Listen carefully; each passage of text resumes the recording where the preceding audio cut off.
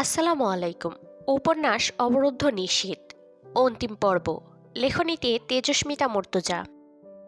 দেখেই বোঝা যায় বহুদিন পরেই বাংলা লেখাটুকুর জন্য কলম ধরা হয়েছিল। তবু গোটা গোটা হাতে লেখা, অল্প যত্ন, কিছুটা দায়সারাপনা।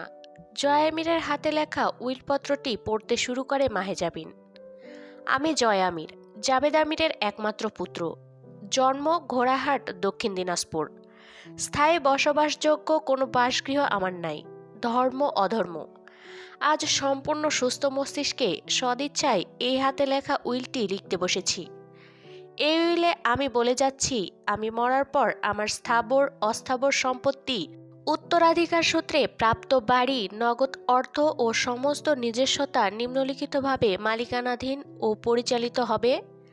আমার স্ত্রী মাহেজাবিন আরমিন অন্তু, পিতা জনাব আমজাদ আলী প্রামাণিক, জন্ম বাসেরহাট, দিনাজপুর সদর।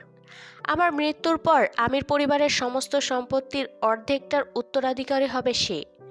আমার বাপের প্রধান বাসভবন আমির নিবাস, যেটা ঘোড়াহাটে অবস্থিত, তা আমার স্ত্রী আরমিন অর্ধেকটা পাবে এবং সেটুকুর সম্পূর্ণ মালিকানা ও নিয়ন্ত্রণ তার হাতে থাকবে। বাকিটা পাবে আমার একমাত্র চাচাতো ভাই জিন্না আমির, পিতা জনাব জয়নাল আমির। আমার মৃত্যুর পর আমার পৈতৃক সম্পত্তি সংরক্ষিত থাকবে তাদের দুজনের উদ্দেশ্যে। তা সমান দুই ভাগে তাদের দুজনের মাঝে বণ্টিত হবে এবং আমার ব্যক্তিগত অর্থের মালিকানা পাবে শুধু আমার স্ত্রী। আমি নিশ্চিত করতে চাই, আমার মৃত্যুর পর আর্থিকভাবে কোনোরূপ সমস্যার সম্মুখীন তাকে হতে হবে না। আমির বাড়ির বউ আর্থিক সংকটে ভুগলে বিষয়টা ভালো দেখাবে না। আমার ব্যাংক অ্যাকাউন্ট নম্বর এবং আমার অন্যান্য সকল অর্থের হকদার আমার স্ত্রী আরমিন হবে। আপাতত সে একজন শিক্ষার্থী। এই উইল ও চেক বই তার কাছে হস্তান্তরের পর থেকে প্রতি মাসে সে আমার ব্যাংক অ্যাকাউন্ট থেকে নির্দিষ্ট পরিমাণ অর্থ তার শিক্ষা ও যাবতীয় খরচ বাবদ পাবে। এছাড়া সে চাইলে যে কোনো সময় সেই অর্থ থেকে ইচ্ছেমতো অর্থ উত্তোলন ও খরচ করতে পারবে। আমি আমার পরিচিত এক সম্ভাব্য শুভাকাঙ্ক্ষী ও আইনজীবী দোলন স্যারকে উইলের এক্সিকিউটর হিসেবে নিযুক্ত করছি। তিনি আমার স্ত্রীর কাছে উইলপত্র ও সমস্ত দলিল দস্তাবেজ পৌঁছে দিবেন। নিশ্চিত করবেন আমার ইচ্ছানুযায়ী আমার স্ত্রী ও ভাইয়ের কাছে আনুষঙ্গিক কাগজ ও মালিকানা পৌঁছেছে। 23/4/2015। জয়া আমির। নিচে দুজন সাক্ষীর সাক্ষ্য, দোলন সাহেব ও দ্বিতীয়টি কবির। মাহেজাবিন চুপচাপ অনেকক্ষণ উইলপত্রটির দিকে তাকিয়ে রইল। যে সময়ে উইলপত্রটি লিখেছে জয়ামির, তখন তাদের সম্পর্ক ছিল চূড়ান্ত বিরোধের। এজন্য নিজের মৃত্যুর এত নিশ্চয়তা রেখে কেউ দিব্যি পাপের জীবনটা সাবলীলভাবে বয়ে যেতে পারে না। থেমেছিল হাসি না কদম। দোলন সাহেব দলিলের কাগজপত্র মাহেজাবিনের দিকে এগিয়ে দিলেন। পুরনো হলদেটে কাগজ, তবু কচমচে, তা থেকেও এক পাজা বিশাল ধন ঐশ্বর্যের ধোয়া ঠিকরে বেরোচ্ছে। মাহেজাবিন নির্লিপ্ত চোখে সেই দলিলখানা এক নজর চোখে দেখল কেবল, হাতে ছুঁড়ল না। দোলন সাহেব বললেন, দরকার ছিল না, ওর একুলে ওকুলে কেউ নেই। ওই যাযাবর মরলে স্ত্রী হিসেবে এমনি ওর সব তুমি পেতে। তবে মজার ব্যাপার হলো, খ্যাপা আমির তখন জানতো খুব অল্প দিনের মধ্যে মুরসালিনকে অত্যাচার করে সে জিন্না আমিরকে খুঁজে বের করে ফেলবে। তখন তোমরা দুজনেই হবে আমিরদের সম্পত্তির দুই ভাগীদার। জিন্না আর নেই এখন, আর এই উইল না থাকলেও সমস্ত সম্পত্তি একমাত্র তোমার। বিশাল ধনী মহিলা হলে আজ থেকে, আগেও ছিলে অবশ্য, আমির বাড়ির বেটার বউ। দলিল ও চেক বই এগিয়ে দিলেন দোলন সাহেব। নাও, দেখে বুঝে নাও সব ঠিক আছে কিনা। আমার কাঁধ পাতলা হোক। এই দায় মিটিয়ে কাজ ছেড়ে আমি দুই ভাইয়ের পেছনে লাগবো কাল হয়ে। দেখলে না, এজন্য আমাকে উল্লেখ করেছে সম্ভাব্য শুভাকাঙ্ক্ষী হিসেবে। জোচ্চোর আমিরের বেটা। অন্তু দলিল ও চেক বইটা মৃদু হাতে ছুঁড়ে ফেলে দিল টেবিলের উপর। ক্লান্ত চিত্তে হেলান দিয়ে বসে পড়ল। উইল লেখার কথা মাথায় কেন এসেছিল তার? আগাম করে বেড়াতো, আর এটা জানতো না যে দিন ঘনিয়ে আসছে। শুধুই তাই, ছোট চাচা ক্রসে যাবার পর ওর একটা বদ্ধ ধারণা হয়ে গেছিল ও ক্রসে মরবে পুলিশের গুলিতে। মাহেজাবিন কপাল চেপে ধরে। কি আশ্চর্য, এক মানুষের ঘর করেছে সে। কোন পরিবারের উত্তরাধিকারী আসছে? ওটা পরিবার না এক ঝাঁক নরকের অতীত? সেই অতীতদের কাতারে কিভাবে কিভাবে যেন তার নাম লিখিত হয়ে গেছে। কথাটা অদ্ভুত শোনায়। আমিরদের বেটার বউ। দোলন সাহেব মনোযোগী হলেন। এবার বর্তমানে জরুরি খবরে আসি। বলুন। সামনের সপ্তাহে কোর্ট। শুনলাম। সাক্ষীর সাথে কথা বলা প্রয়োজন। তুলি কোথায়? তো তোমার সেই পরিকল্পনা মতো আর সব অপরাধ তো আছেই, সাথে তুলির স্বামী এমপির আত্মীয়। তার মৃত্যু যোগ করলে একটা ভয়াবহ কেস পেশ করা যাবে আদালতে। কোথায় তুলি? শ্বশুরবাড়ি। ভালো কাজ করেছো। মাতব্বরদের যোগ্য বধূ। এভাবে পরিচালনা করার দক্ষতা দেখেই বউ ঘরে তোলা উচিত। আমিররা না চাইতেও পেয়েছে। ব্যঙ্গ করছেন স্যার? গম্ভীর হয়ে বললেন দোলন সাহেব। না, মাতব্বরদের যোগ্য বউ হও বা না, বাপের যোগ্য মেয়ে তুমি। এটাও ব্যঙ্গই ছিল স্যার। দোলন সাহেব চুপচাপ কিছুক্ষণ মায়াজাবিনকে দেখে বললেন, তোমাকে জুনিয়র হিসেবে পেয়ে আগ্রহী আমি। যদি তুমি আমার আন্ডারে প্র্যাকটিস করতে চাও তো আমি খুশি হব। মায়াজাবিন সামান্য হাসলো। সবে থার্ড ইয়ার শেষ হচ্ছে স্যার, এখন অন্তত বছর দুয়েক। চলে যাবে দিন। মায়াজাবিন গম্ভীর শ্বাস টানে। সব হারিয়ে কিছু পাওয়াটাকে প্রাপ্তি হিসেবে ধারণা কতটা যুক্তিসঙ্গত। সব হারানোর পর সে স্বপ্নের পথে পা বাড়াতে চলেছে। মাঝখানে জীবন তার সঙ্গে এক অনন্য আদিম খেলা খেলে নিল। তুলিকে হাজির করতে হবে কোর্টে। এখন কথা হলো, সে কি উইটনেস হবে তার ভাইয়ের বিপক্ষে? স্যার, ছেড়ে দিলে হয় না? কাকে? হামজাকে? তুমি বলছো? তুমি? শাস্তি কি শুধু আইন দিতে পারে স্যার? আইনের ওপর যে মহান আইন রয়েছে, তার মতন শাস্তি আইনের দেবার সাধ্য কোথায়?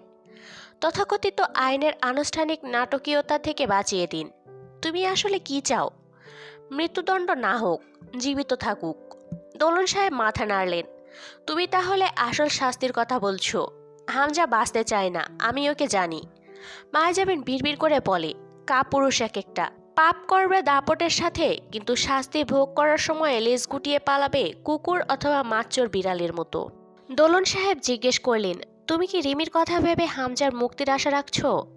মায়াজাবিন চুপ থাকে। কারো সামনে আবেগ প্রকাশে অক্ষম সে। সে বলতে পারে না রিমির কান্না ও নির্লিপ্ত মৃত্যু চেহারা তার বুকে কতটা ব্যথার উদ্রেক করে। এছাড়া দিন যত যাচ্ছে তার ধৈর্য বাড়ছে, মনোভাব বদলাচ্ছে। সে বড় হচ্ছে। আজকাল মস্তিষ্কটা ঠান্ডা হয়েছে, আগের মতো টকবক করে না। শান্ত শীতল ভাবনার খুব ভাবায় তাকে। সে বুঝতে শিখেছে যে পথে ক্ষমা নেই, ধৈর্য ও খোদায় ভরসা নেই, সেই পথে হিংসাপরায়ণের জয় আমিরের জন্ম। সে হিংসাপরায়ণ নয়, কেবল অন্যায়কে থামাতে সঠিক আইন প্রয়োগে বিশ্বাসী। মায়াজাবিন শুধরায়। এত কঠিন অসুস্থতার মাঝে কি শাস্তি হতে পারে হামজার? দুই রকম কাণ্ড ঘটতে পারে। রাজনৈতিকভাবে ধরলে সে যত সুস্থ হবে, উপরমহলের কাঠি নাড়ানাড়িতে তার শাস্তি তত কমে আসবে। আর যদি আইনগতভাবে ধরে তো সে যত অসুস্থ হবে তাতে তার শাস্তি কমবে। এখন যেহেতু সুস্থ হবার চান্স দেখা যাচ্ছে না, তাই আইনগতভাবে বিবেচনার বিষয় হতে পারে। আপনি কোন উদ্দেশ্যে কেস লড়বেন স্যার? দোলন সাহেব একটু রহস্য করে হাসলেন। স্যার, আপনি মোরসালিন মোহনের ওপর প্রবল স্নেহ রাখেন, তাই না? আমি আপনাকে খুব একটা বুঝতে পারি না। খুব জটিল মানুষ আপনি। আপনি মোরসালিন মোহনকে মারার অপরাধে হামজার ওপর ক্ষুব্ধ, এও কিন্তু জানি আমি। আর কি কি জানো? জানার কথা ছাড়ুন। আপনি এলেন বিরোধী দলের আইনজীবী ও সমন্বয়কারী হয়ে, অথচ বনে গেলেন সেই বন্দী বিপ্লবীর শুভাকাঙ্ক্ষী। এর ব্যাখ্যা কি স্যার? আমি মোরসালিনের শুভাকাঙ্ক্ষী কে বলল? বাতাসে খবর পেয়েছি। বাতাস ভুল খবর দিয়েছে। মাহেজাবিন অল্প হাসল, তারপর আনমনা হলো। অনেকক্ষণ চুপ করে রইল। দোলন সাহেব অপেক্ষায় রইলেন তার দ্বিধা ভেঙে কিছু ভয়ানক বলার। স্যার, হুম, আপনাকে বললে আপনিও কি ঠেকাবেন আমায় স্যারেন্ডার করা থেকে? আবার সেই একই কথা। বিষয়টা মাথা থেকে বের করতে পারছো না কেন? স্যার, আমি খুনি। আমার সামনেই হয়েছিল খুনটা। তুমি কি আমার চেয়ে বড় আইনজীবী হয়ে গেছো? স্যার, আপনি দুনিয়ার বদৌলতে আইনজীবী। আমাকে দাঁড়াতে হবে সেই আদালতে, যেখানকার বিচারক আমার মহান রব। আমি মানুষের চক্ষু লজ্জার ভয় পাই না। দোলন সাহেব বিরক্ত মুখে খিটখিট করতে করতে বললেন, এসব নীতিবোধ ছাড়ো, আর ভাবো তুমি জেলে গেলে এক গাদা জীবন রাস্তায় নেমে আসবে। তাই চুপচাপ মানবধর্ম পালন করো। এটাকেই তুমি ওই খুনির সাজা হিসেবে নাও না। দেখবে মনে হবে অপরাধের চেয়ে শাস্তি বড় হয়ে গেছে। আর বাদীপক্ষ যখন অভিযোগ আনেনি পুলিশের কাছে, ব্যক্তিগতভাবে তোমার ক্ষতি করার জন্য লেগে আছে। তারপর কিসের অনুতাপ? আইনের ভাষায় একজন সম্ভাব্য খুনিকে মেরেছ তুমি। এ নিয়ে আর কথা না বলো। মাহেজাবিন বুঝল না এই অদ্ভুত মানুষটির ওপর তার কৃতজ্ঞ হওয়া উচিত কিনা। সে অনুতপ ও দ্বিধায় একাকার হয়ে আস্তে করে বলল, আমার হামজার সাথে কথা বলার আছে, আপনি কোর্টের প্রস্তুতি নিন। দোলন সাহেব চলে গেলেন। মাহেজাবিন বসে রইল কতক্ষণ ওভাবেই। দলিল ও চেক বই দুটো দেখল। উইলপত্রের সাথে আরও একটি পৃষ্ঠা, ওটা পড়ল না। এইসব দলিলপত্র, সম্পত্তি, এসব তার কোনো কাজের নয়। দলিলটা নিজের কাছে রাখাও ভার মনে হচ্ছে। এসব দিয়ে সে কি করবে? ওভাবেই পড়ে রইল ওগুলো। তার খিদে পায় না আজকাল। রাবেয়া এসে বসলেন পাশে। মাহেজাবিন কারো সাথে আলাপতে থাকলে কেউ আসে না সোফার ঘরে। খাবি না? মাহেজাবিন চকিতে তাকালো। রাবেয়ার হাত দুটো ধরে সোফায় বসিয়ে সেই মেঝেতে বসে রাবেয়া কোলে মাথা রাখলো। আব্বুর সাথে চা মুড়ি খাওয়ার সময় এটা।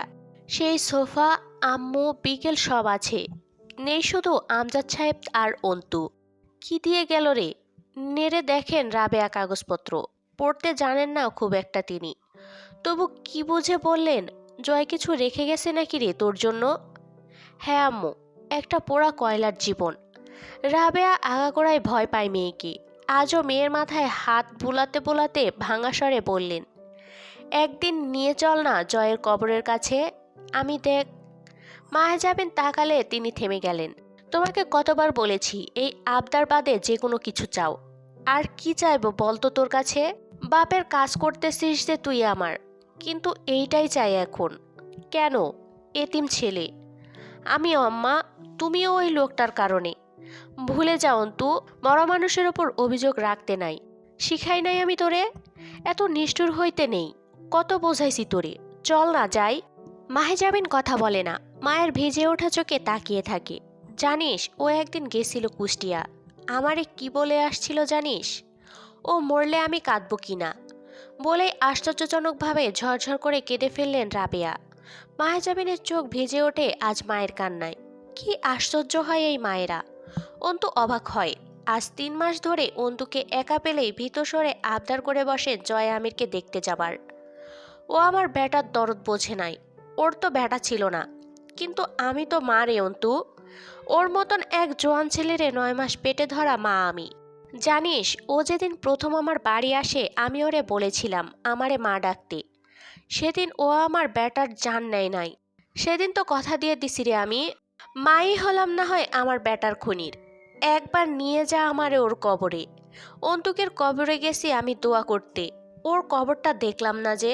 আমার মেয়ের ইজ্জত, ছেলের জান নেয়া লোকের কবরটা দেখায় আনবি আমায়। মাহেজাবিন রাবেয়ার হাঁটু জড়িয়ে ধরে মাথায় ঠেকায় কোলের ওপর। টুপটুপ করে কয়েক ফোঁটা পানি রাবেয়ার মলিন শাড়িতে পড়ে। সুতির শাড়ি তা আলগোছে শুষে নাই। তখন রাবেয়া মৃদু কান্নায় কাঁপছে। মাহেজাবিনের চোখের সামনে নিজের সন্তানের রক্তাক্ত পিণ্ড ভেসে ওঠে। সে আচমকা বাঁধ ভাঙা নদীর মতো হু করে কেঁদে ওঠে। সে নিজেও মা, এক অকাল মৃত্যু রক্তপিণ্ডের গর্ভধারিণী মা। আরেক এমন মায়ের কোলে মাথা রেখে কেঁদে যে মা তার নিজের সন্তানের খুনির জন্য চোখের পানি ফেলতে নিঃসংকোচ। আচ্ছা সে কি পারবে তার সন্তানের খুনিকে ক্ষমা করতে? হামজার মুখটা মনে আসতেই আতঙ্ক ও ঘেন্নায় দম আটকে এলো তার। মাহেজাবিন অপ্রকৃতস্থের মতো মাথা নাড়ে। কিন্তু আমি পারবো না, আমি পারবো না। না না না না, আমার সন্তানের খুনিকে আমি ক্ষমা করব না আম্মু, কোনো দিন না। ওর বাপও ক্ষমা করে যায়নি। তুমি জানো আম্মু, ওই খুনি পায়ে পা তুলে বসে অর্ডার দিল আমার সন্তান আমার নাড়ি থেকে ছিঁড়ে আনার। তুমি জানো আম্মু কিভাবে আমার গর্ভফুল থেকে ছিঁড়ে আনা হলো ওকে? তারপর মেঝের ওপর ফেলে রাখলো। আমি দেখলাম ওকে। আমার থেকে বিচ্ছিন্ন রক্তে মাখা একটা ছোট্ট মাংসের তলা। আজও আমার তলপেটে অসহ্য ব্যথা হয়।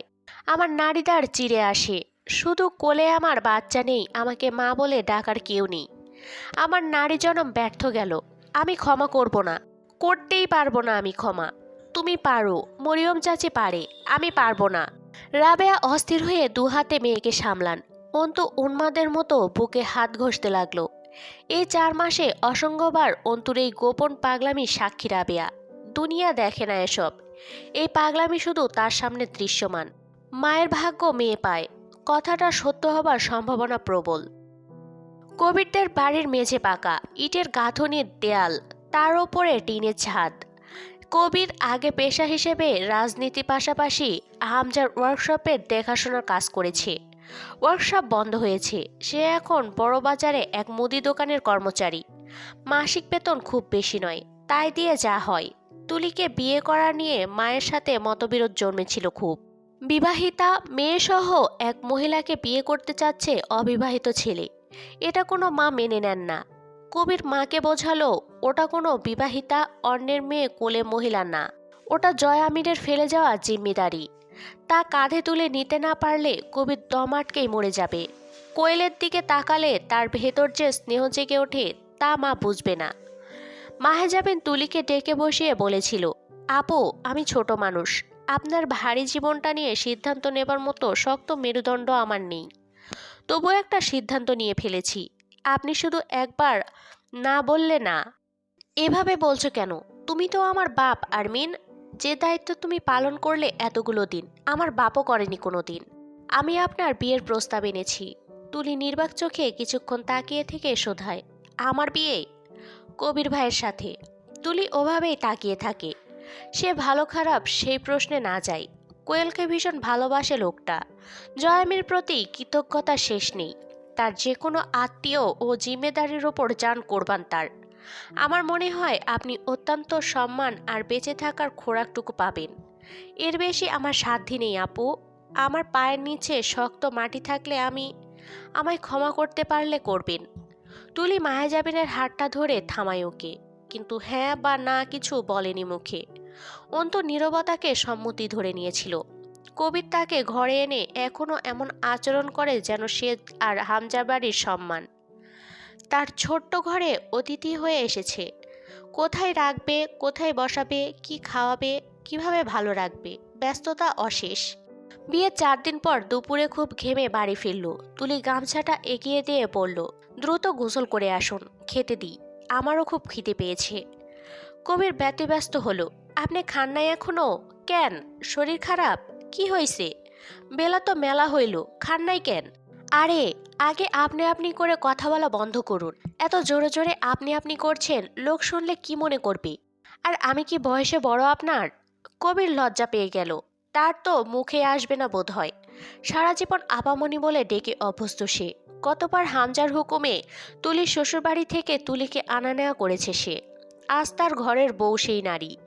তুলি বলল, আপনার সাথে খাবো বলে খায়নি, কোয়েলও খাবে। ওকে ঝাল খাওয়া শিখাতে হবে এখন।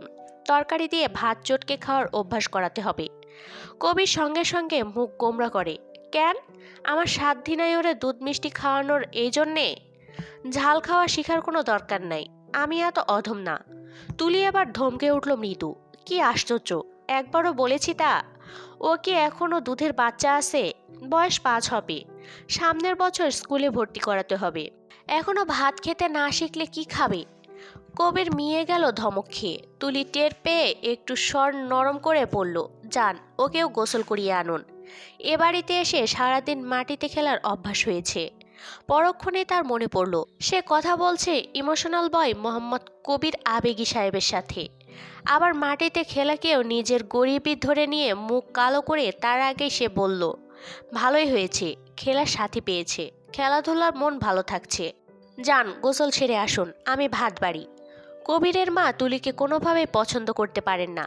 তবু বিয়ের এই 2 মাস পার করে তার মনে হলো সে এই প্রথম সংসার করছে। আগে কখনো করার ভাগ্য হয়নি তার। মাটির চুলায় রান্না, একটা বখাটে অল্প কামানো নিজের ভাইয়ের চেলা তার খুব যত্নশীল স্বামী, অসুস্থ শ্বশুর, একটু খিটখিটে শাশুড়ি, টিনের ঘরে দিনের বেলায় কমকমে গরম, সব মিলিয়ে তুলির মনে এলো এতদিনে সে নারী হয়েছে। এতদিনে সেই নারীর একখানা টানাপোড়েনের সংসার হয়েছে, যে সংসার অধিকাংশ বাঙালি মেয়ের নারীগত অধিকার। এখানে এসি চলার রুম, মূল্যবান আসবাব যেমন নেই তেমন নেই রাতভর মদ পান করে এসে চুল ধরে আছড়ে মারা স্বামী নামক আসামি। নেই মাতাল এক কাপুরুষ, যার সম্মুখে স্ত্রী ধর্ষিতা হলেও তা স্বাভাবিক ঘটনা। কোয়েল নিজের ঔরসগত বাপ হারালেও পেয়েছে একটা কবির মামাকে। তুলি কোয়েলকে অন্য ডাক শেখায়নি। কোয়েল তার তোতলা মুখে কবির মামা ডেকে যে আরাম ও স্নেহবোধ করে তা তুলি দেখেছে, ওটা হুট করে কবির মামা থেকে অন্য কিছু ডেকে সে পাবে না। মস্তিষ্কে বিরূপ প্রভাব ফেলবে। কবির মামা কোয়েলের ভেতরে জয়ের স্মৃতি দমিয়ে রাখতে সচেষ্ট। কোয়েল দিনে কমপক্ষে 4-5 বার জয়ের খোঁজ চালায়। তার অভ্যাস এবং বিশ্বাস কবির মামার কাছে জয়ের খোঁজ থাকে। কবির মামাকে পাওয়া মানে জয়কে খুঁজে পাওয়া। কিন্তু আজকাল কবির মামা প্রতারণা করছে বারবার। তুলি চোখ বুজে গভীর এক দম ফেলে জীবনের সমস্ত অন্ধকারটুকু এক ঢোকে গিলে আকাশের দিকে তাকিয়ে সৃষ্টিকর্তা ও আর্মিনের ওপর কৃতজ্ঞতা জানাতে গিয়ে তার চোখ ভরে ওঠে, বুকে ব্যথা হয়। আজ তরুটা বেঁচে থাকলে জয়ের বউ তারও একটা ব্যবস্থা ঠিক করত। পাকা এক সিনা চওড়া কাজ শক্ত কর্তৃক ঘরে তুলে এনেছিল পাপি জয় আমির। তরু যে পুরুষকে ভালোবেসে গেছে আমরণ, তার তুলে আনা কর্তি এক হাতে গোটা একটি জিন্দা লাশের মিছিল সামলে নিতে পটু। তরুটাকেও ঠিক একটা জীবন দিত সেই নারী। তার আগেই তরুনিধি পালিয়েছে। বোকা তরু, ধিক্কার তার নারীত্বকে। তুলির ঘরের কবিরটা একটু পাগল। কোয়েলকে ঘাড়ে চড়িয়ে প্রায় রোজ একবার যায় ঘোড়াহাটের কবরস্থানে। কিসের টানে যায় কে জানে। কোর্টের তারিখের 4 দিন আগে মাহেজাবিন ঘোড়াহাট যায় রাবেয়াকে নিয়ে, সঙ্গে কবির। নারীদের অনুমতি নেই কবরস্থানের সীমানায় প্রবেশে। ফটকের সামনে দাঁড়িয়ে মাহেজাবিন সালাম জানায়, আসসালামু আলাইকুম ইয়া আহলাল কুবুর। রাবেয়া ফটক ধরে মতো চেয়ে থাকেন ভেতরে। সম্ভাব্যের খুনির শেষ ঠিকানা খোঁজেন ঝাপসা চোখে। কবির ভেতরে ঢুকে জয়া আমিরের কবরের পাশটায় দাঁড়ায়, স্তব্ধ হয়ে চেয়ে থাকে। উঁচু ঢিবির মতো মাটি, লম্বায় 6.5 হাত মতো কবরখানা। তার নিচে জয়া আমিরের লম্বা দেহটা শায়িত। এতদিনে কি সে শক্তপোক্ত ক্ষতবিক্ষত দেহ অক্ষত আছে? মিশে যায়নি মাটির সাথে? দাপুটে জীবন, ব্যথাহীন শরীর, পাপী পৌরস্য, সাথে বুকের সমস্ত হাহাকার সব গিলে খেয়েছে মাটি আজ। মাটি এমনই, কত অসভ্যতা, কত পাপ অথবা পূর্ণ, কত বাহাদুরি সব গ্রোগাসে গিলে যায়। আজ কবির দাঁড়িয়ে আছে এত কাছে। জয়া মিরাজ হেসে উঠল না। মিশ্র আঞ্চলিক ভাষায় দুটো গালি সমেত কিছু রসিক কথাবার্তা বলল না। মাহেজাবিন দূর থেকে দেখে ছোট্ট একটি লাঠির আগায় বোর্ড টাঙানো কবরের পাশে। কবরের মাটি কেনা, আবছা দেখা যায় তাতে লেখা, মৃত জয়া আমির, পিতা জাবেদ আমির, ঠিকানা ঘোড়াহাট, দক্ষিণ দিনাজপুর। মাহেজাবিন শুধুই চাতকের মতো চেয়ে দেখল নিষ্পলক। জয়া আমিরের সঙ্গে প্রথম সাক্ষাৎ থেকে শেষ বিদায় অবধি সবটা চোখের পর্দায় ভেসে উঠে সবার নিভে গেল। বুকে চাপ ধরা এক বদ্ধ দমে হাঁপিয়ে উঠল সে। একটি পর্বতের অতখানি ভার তার শরীরটা শিথিল করে তুলল। তখনই আচমকা রাবেয়া হু হু করে কেঁদে উঠলেন। মাহেজাবিন ঝাপটে ধরে মাকে, কাঁদছো কেন আম্মু? মানা করেছিলাম আসতে। জরুরি নয় তুমি যাকে আপন ভাববে সেও তোমাকে তোমারই মতো আপন করবে। জরুরি নয় তুমি যাকে ভরসা করবে সে ভরসার যোগ্য হবে। যাকে স্নেহ করবে সে স্নেহের মর্যাদা বুঝবে। জয়া আমিরেরা কারো আপন হয় না। চলো এখান থেকে, নয়তো কাঁদবে না খবরদার। কান্না করতে আনিনি তোমায় এখানে আমি। রাবেয়া ধুলোর উপর বসে পড়লেন। কবির এলো। কি হয়েছে চাচির? কি সমস্যা? অসুস্থ লাগতেছে নাকি? কাঁদতেছে কেন? মাহেজাবিন রাবেয়াকে ধরে তুলে বলল, এমনি কাঁদছে। কাঁদার কোনো কারণ তার জীবনে নেই, তবু কাঁদছে। চলুন আমরা যাই, বেলা পড়ে গেল। অন্ত বেশ কিছু দূর এগিয়ে ঘাড় ফিরিয়ে দেখে একবার বিরোধীর কবরটা। এখন আর বোর্ডে লেখা জয়া আমিরের পরিচিত দেখা যাচ্ছে না। অনেকগুলো কবরের মাঝে জয়া আমিরের কবরখানা মিশে গেছে। চোখে ধাঁধা তৈরি হলো। সঠিক অবস্থান বোঝা যায় না তখন আর। পথে মাহেজাবিন রাবেয়াকে নিয়ে ঢুকেছিল মরিয়ম বেগমের কাছে। সেদিন আর খালি হাতে ফেরেনি সে। রাবেয়া প্রচণ্ড পরিমাণে বন্ধুসুলভ সরলা নারী। বোন পাতানো হয়ে গেল তার। তিনি মরিয়ম বেগমকে বললেন, শোনো বোন, আমার কেউ নাই, স্বামী নাই, ছেলে নাই, কিন্তু আমার মা আছে। তোমারও কেউ নাই, চলো আমার সাথে। আমার মা তোমারও মা। আজ থেকে দুই বোন আমার মার জিম্মেদারিতে বাস করব। এই আবদার ফেলা বড় দায়। মরিয়ম বেগম দুটো মলিন শাড়ি, একটা নিজের হিজাব ও ছোটখাটো একটি পুটলি বাঁধলেন মাহেজাবিনের দায়িত্বে গা ছাড়ার জন্য। শেষে তিনি আরেকটি ছোট হিজাব পুটলিতে রাখলেন। ওটা মমতাহিনার, গোলাপি রঙা প্রিন্টের কাপড়ে তৈরি। ওতে এখনো মমতাহিনার গন্ধ লেগে আছে। ওটা ফেলে যেতে পারবে না মরিয়ম। আমজাদ সাহেবের 4 কক্ষের ছোট্ট ইটের গাঁথুনির বাড়িটা অনেকগুলো জীবন মৃত্যুর আবাস হলো। রিমির জায়গা হলো মাহেজাবিনের কক্ষে। আদালতে নেবার 2 দিন আগে সরকারি হাসপাতাল থেকে হামজাকে পুলিশ ফাঁড়িতে স্থানান্তরিত করা হয়েছিল। ডিটেনশন সেলের ভেতরে হুইল চেয়ারে অনর হামজাকে দেখে মাহেজাবিনের মনে পড়ল তার গর্ভপাতের নির্দেশ দিয়ে আমিন নিবাসের কেন্দ্রীয় চেয়ারখানায় হামজার বসে থাকার দৃশ্যটা। দোলন সাহেব সেলের বাইরে একটি মরিচা ধরা লোহার চেয়ারে বসলেন। মাহেজাবিন সেলের সামনে গিয়ে দাঁড়িয়ে মুখের নিকাবটা খুলে ফেলল। আপনার ওপর আল্লাহর শান্তি বর্ষিত হোক হামজা সাহেব। সে নেকাব খুলতেই চোখ থামল হামজার। নিষ্পলক দেখল নারীটিকে। কঠোর সৌন্দর্য আজও চেহারায় লুটোপুটি খায়। চোখের নিচে কালি, তবু চোখ জোড়ার সৌন্দর্য একরত্তি ম্লান হয়নি, আর না আগুন নিভেছে। ঠোঁট নাক সহ চোখের রং সবটা প্রতিক্ষণে অমৃত্যু সৌন্দর্যের ঘোষণা দিচ্ছে, এবং তা ভয়াবহ। সেই সুশ্রী চেহারায় নজর বুলিয়ে হামজার পরশুর চোখে সামান্য অনুরাগ আসে না, বরং দমে থাকা আক্রোশ পর্বত ফুঁড়ে বেরোনোর ম্যাগমার মতো দগদগ করে ওঠে। সে বহুদিন পর এক টুকরো বাহ্যিক প্রতিক্রিয়া প্রকাশ করে হাসে।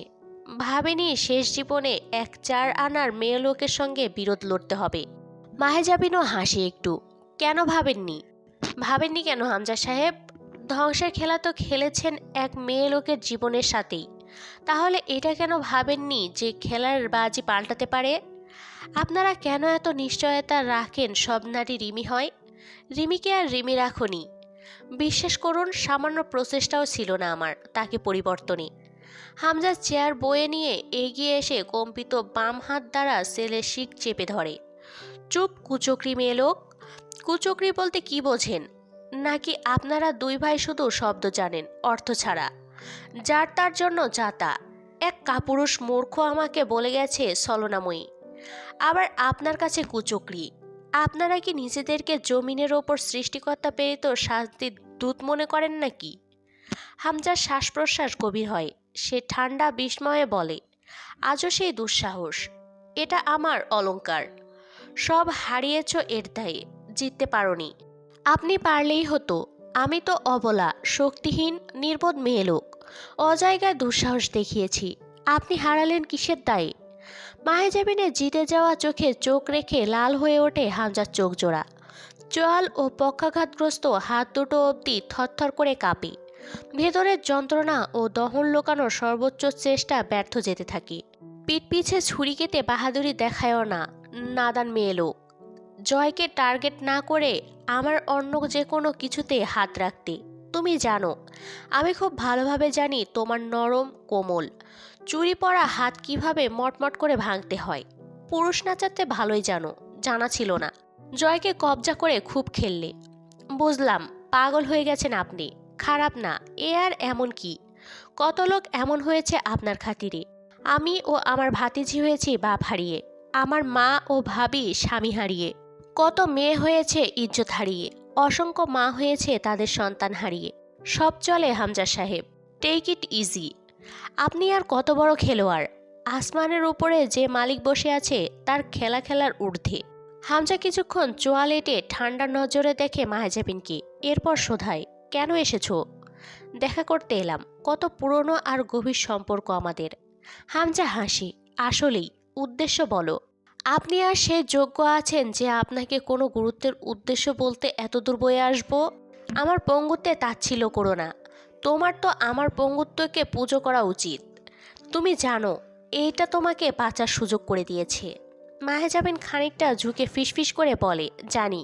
তবে আপনি কি জানেন আপনাকে পঙ্গু হয়ে বাঁচার সুযোগ আমি দিয়েছি? বেশি দিন টিকতে পারবে না আমি না চাইলে। আজ 3 মাস আছি, 3 যুগ নয়। আপনি নিজেকে দেখুন। আপনার আমার দৌরত্বের কাউকেই টিকতে দেইনি হামজা সাহেব। 2 জন দাঁড়িয়ে জলসিঁড়ির 2 ধাপে, যখন তখন তলিয়ে যাব। এই পথে শুরু ভার্সিটির এক টিচার রুমে। যেদিন হামজা তার এক মামুলি শিকারকে চোখ তুলে দেখার প্রয়োজন অবধি বোধ করেনি, আজ তারা প্রতিদ্বন্দ্বী রূপে কারাগারের এপার ওপার। অনেকক্ষণ সময় দুজন দুজনের চোখের দিকে অপলক তাকিয়ে রইল। নিঃশব্দ এক দামামা বেজে উঠল দুজনের বুকের ভিতরে। যে যুদ্ধে কেউ জেতেনি, হেরেছে দুজন, হারিয়েছে দুজন। দুজনের চোয়াল শিথিল হয়ে এলো, সিক্ত হলো চিত্ত। তারা ধ্বংসপ্রাপ্ত 2 বিরোধী আজ খালি হাত। সেল খুলে আইনজীবী ও মাহেজাবিনকে ভেতরে যেতে দেয়া হয়। হামজা শান্ত পরিশ্রান্ত গলায় বলে, তুমি বয়সে অনেক ছোট আমার, তা ভেবে জীবন ভিক্ষা দিতে পারতেন। হামজা মাথা দোলায়, অনেক ছাড় দিয়েছি। ছাড়ি এমন? তুমি কোনো ক্ষতি করেনি আমার। আপনার ক্ষতি করার উদ্দেশ্যে আজ অবধি কিছু করিনি আমি, কেবল আপনার কালো হাত দুটোকে ঠিক এরকমই পঙ্গু অবস্থায় দেখতে চেয়েছি। তাতে আমরা শেষ হয়ে যাব। 10 জন যদি 20টা অপরাধ করতে পারে, 8 জন 16, -4, অল্প থেকে শুরু হোক। এবার বলুন, হাত তো খালি, কি পেলেন এই অসুস্থ পথ চলায়? তুমি কি পেলে আমার কাছ থেকে জয়কে সরিয়ে? তুমি কুটনি মহিলাদের মতো অপবাদ রটানো ছাড়ুন। জয় আমির আত্মহত্যা করেছে, তাকে কেউ মারেনি। সে ছিল এক কাপুরুষ, পাপ করেছে বুক ফুলিয়ে, শাস্তির পালা এলে পিঠ এগিয়ে দিয়েছে ঝাঁঝরা হতে। হামজার চোখে এক পৃথিবী ভঙ্গুরতা এসে ভর করে, দাঁতের মাড়ি চেপে ধরে। তারপর আচমকা বাম হাতে মাহাজাবিনের গলা চেপে ধরে, হাত শিথিল অসার প্রায়, তবু পৌরস্য থাবা। তুমি থামাওনি, সে তোমার জন্যই। মাহাজাবিন সামান্য বিচলিত হয় না, গলা মুক্ত করার চেষ্টা না করে বলে, সেদিনের সতর্কবাণী মেনে নিলে আজ আপনি অন্য অবস্থায় থাকতে পারতেন। বলুন তো, জয় আমির আত্মহত্যা কেন করলো? হামজার শরীর থরথর করে কাঁপতে লাগলো, আবার একলেমশিয়ার মতো এক প্রকার খিঁচুনির উদ্রেক হতে লাগলো। মাহেজাবিনকে ছেড়ে দিয়ে থরথরিয়ে কাঁপা হাতের 2 তালুর দিকে তাকিয়ে থাকে হামজা। তুমি জানো, এই 2 হাতে আমি কতবার ওর কপালে জলপট্টি দিয়েছি। তখন আমার কাছে জ্বরের সিরাপ কেনার পয়সা থাকতো না। কত দুপুর পুকুরে ঝাঁপ পেরে সাঁতার শিখিয়েছি। তুমি তখন ছিলে না, কেউ ছিল না, শুধু আমি ছিলাম। আজও ও পারতো একসাথে সাঁতার কেটে বর্ডার পার করে পালাতে আমার সাথে। আমাকে রেখে চলে গেছে নিমুখারাম। মায়াজাবিন ম্লান হাসে। কেন চলে গেছে তা ভাবছেন না কি ভয়ে? কোথাও কারণটা আপনি না হন? হামজার চোখে কাতরতা দেখা যায়। মায়াজাবিন উদাস্বরে জানায়, একজন ভরসাহীন মানুষ নিজের জীবনের সবটুকু ভরসা ও ভালোবাসা দিয়ে দেওয়া মানুষটার কাছে হেরে যায়। মানুষ আর একটুও বাঁচার স্পৃহা কোথাও খুঁজে পায় না। বোঝেন এসব কথা?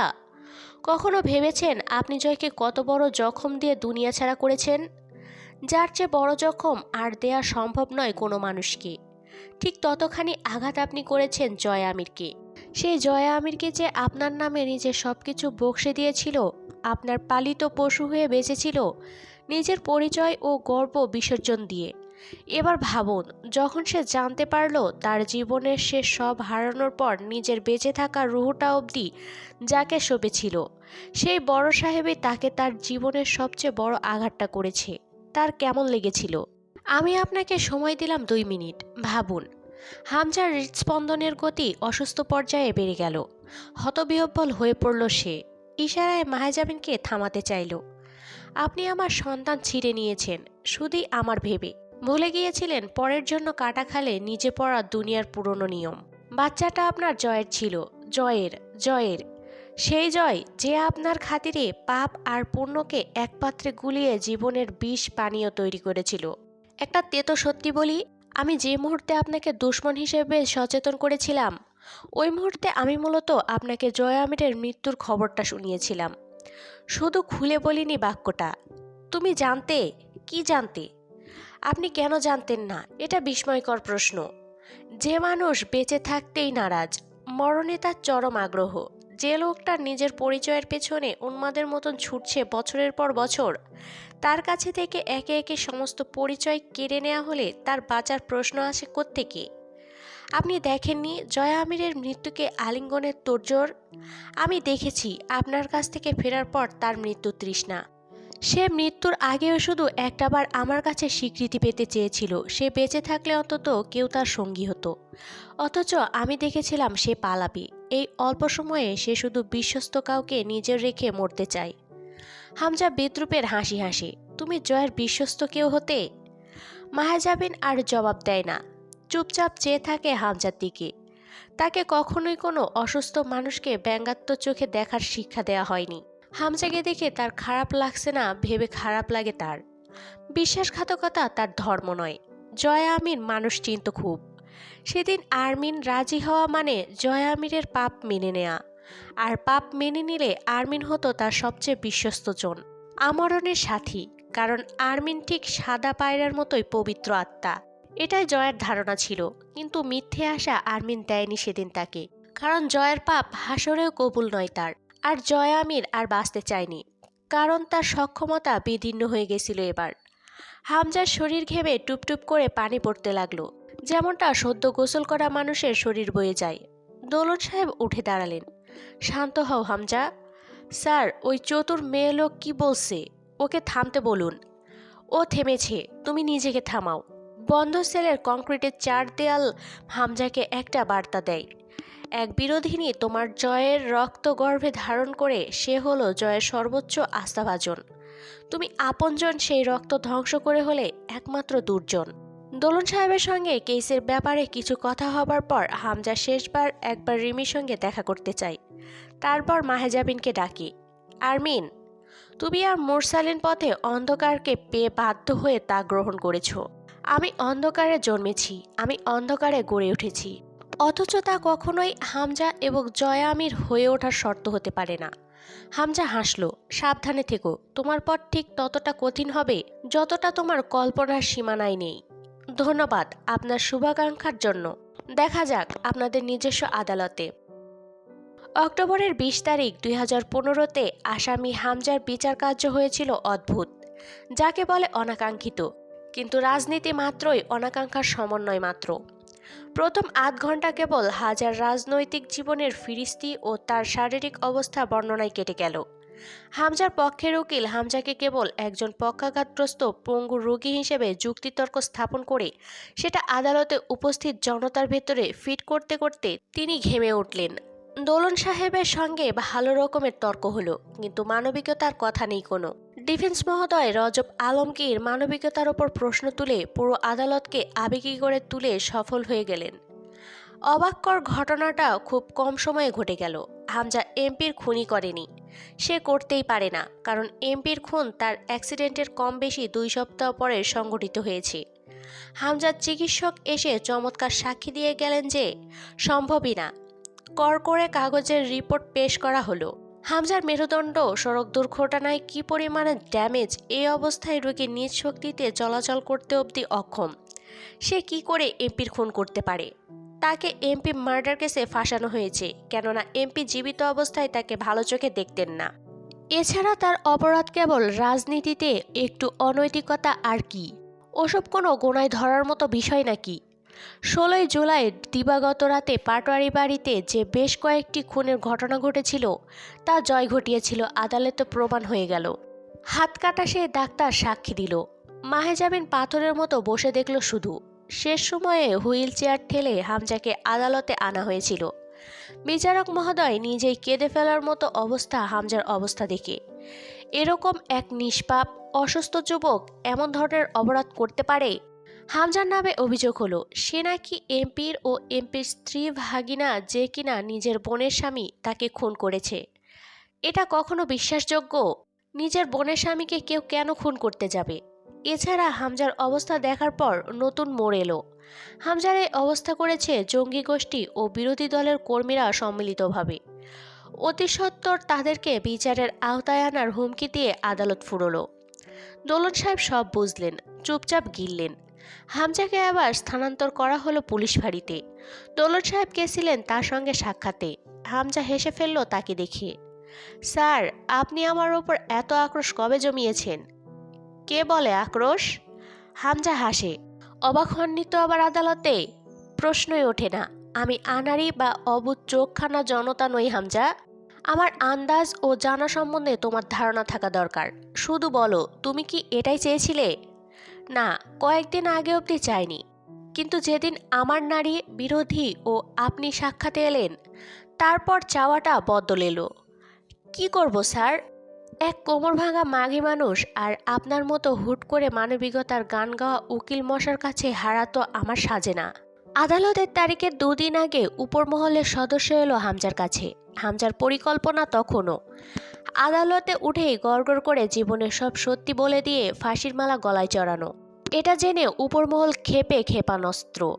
হামজা যে ভাঙা জাহাজে ছেঁড়া পাল হয়ে গেছে, যা দমকা হাওয়ায় দিকবিদিক হন্য হয়ে কেবল পথ করে উঠছে, তাতে উপরমহলের কোনো যায় আসে না।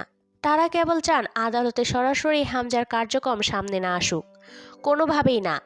এটা হামজা নয়, দলের অস্তিত্ব ও নামের প্রশ্ন। এসব কাজ খোলা ময়দানে আসার মতো নাকি? আদালতে হামজা স্বীকার করবে যে সে একগাদা শিশু ও মুরসালিনের মতো যুবকদের বড় ঘরের মতো কুঠুরিতে আটকে রেখে রক্তের খেলা খেলেছে। এটা হতে দেওয়া যায় নাকি? উপরমহল থেকে হামজাকে শাসিয়ে যাওয়া হলো যে তার কিছুই সামনে আসবে না, সে প্রায় বেকসুর খালাস পাবে। অথবা জনগণের মনের সান্ত্বনার জন্য তার ছোট মোটো অভিযোগে 2-4 মাস কারাগারে কাটানো লাগতে পারে। এর জন্য যা যা দরকার, যা প্রমাণ, সাক্ষী, হাতে বানানো আদালত, সব ব্যবস্থা উপর থেকে হয়ে যাবে। হামজা কেবল চুপ থাকবে, চুপ, এটুকুই তার কাজ। না হলে হামজার বউ, বোন, বোনের মেয়ের সাথে খুব একটা ভালো আচরণ করা হবে না।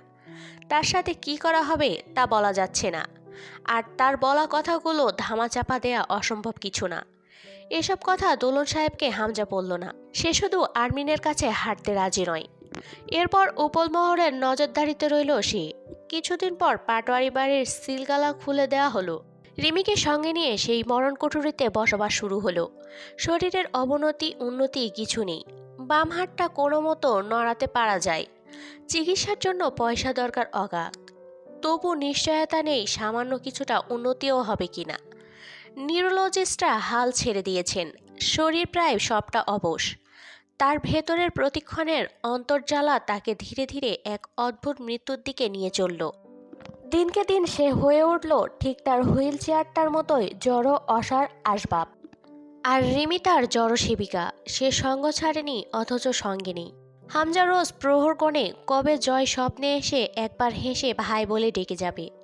হামজা শুনেছে মৃত মানুষ স্বপ্নে ডাকলে তারপর খুব শীঘ্রই মানুষ সেই মৃতর সঙ্গে চলে যায় জীবন ছেড়ে। সে রিমির কাছে রোজই অনুরোধ করে চলে যেতে। এক পঙ্গু চলন শক্তিহীন মানুষের দেখভাল করে জীবন নষ্ট করার মানে নেই। তাকে ফেলে চলে গেলে কয়েকটা দিনেই মাত্র হামজা বাঁচবে এই অরুচিকর দুনিয়ায়। এটা হামজার একমাত্র চাহিদা আজ। সে যেতে চায় বহুদূর, যতদূর জয় পৌঁছে গেছে। মাহেজাবিন থামলে সিস্টার ক্যাথেরিন সেদিন এ পর্যায়ে মিনিট 10 চুপ থেকে আস্তে করে শুধু বলেছিলেন, জয় আমিরের রেখে যাওয়া দ্বিতীয় কাগজটা কোথায়? দেখেছিলে সেটা?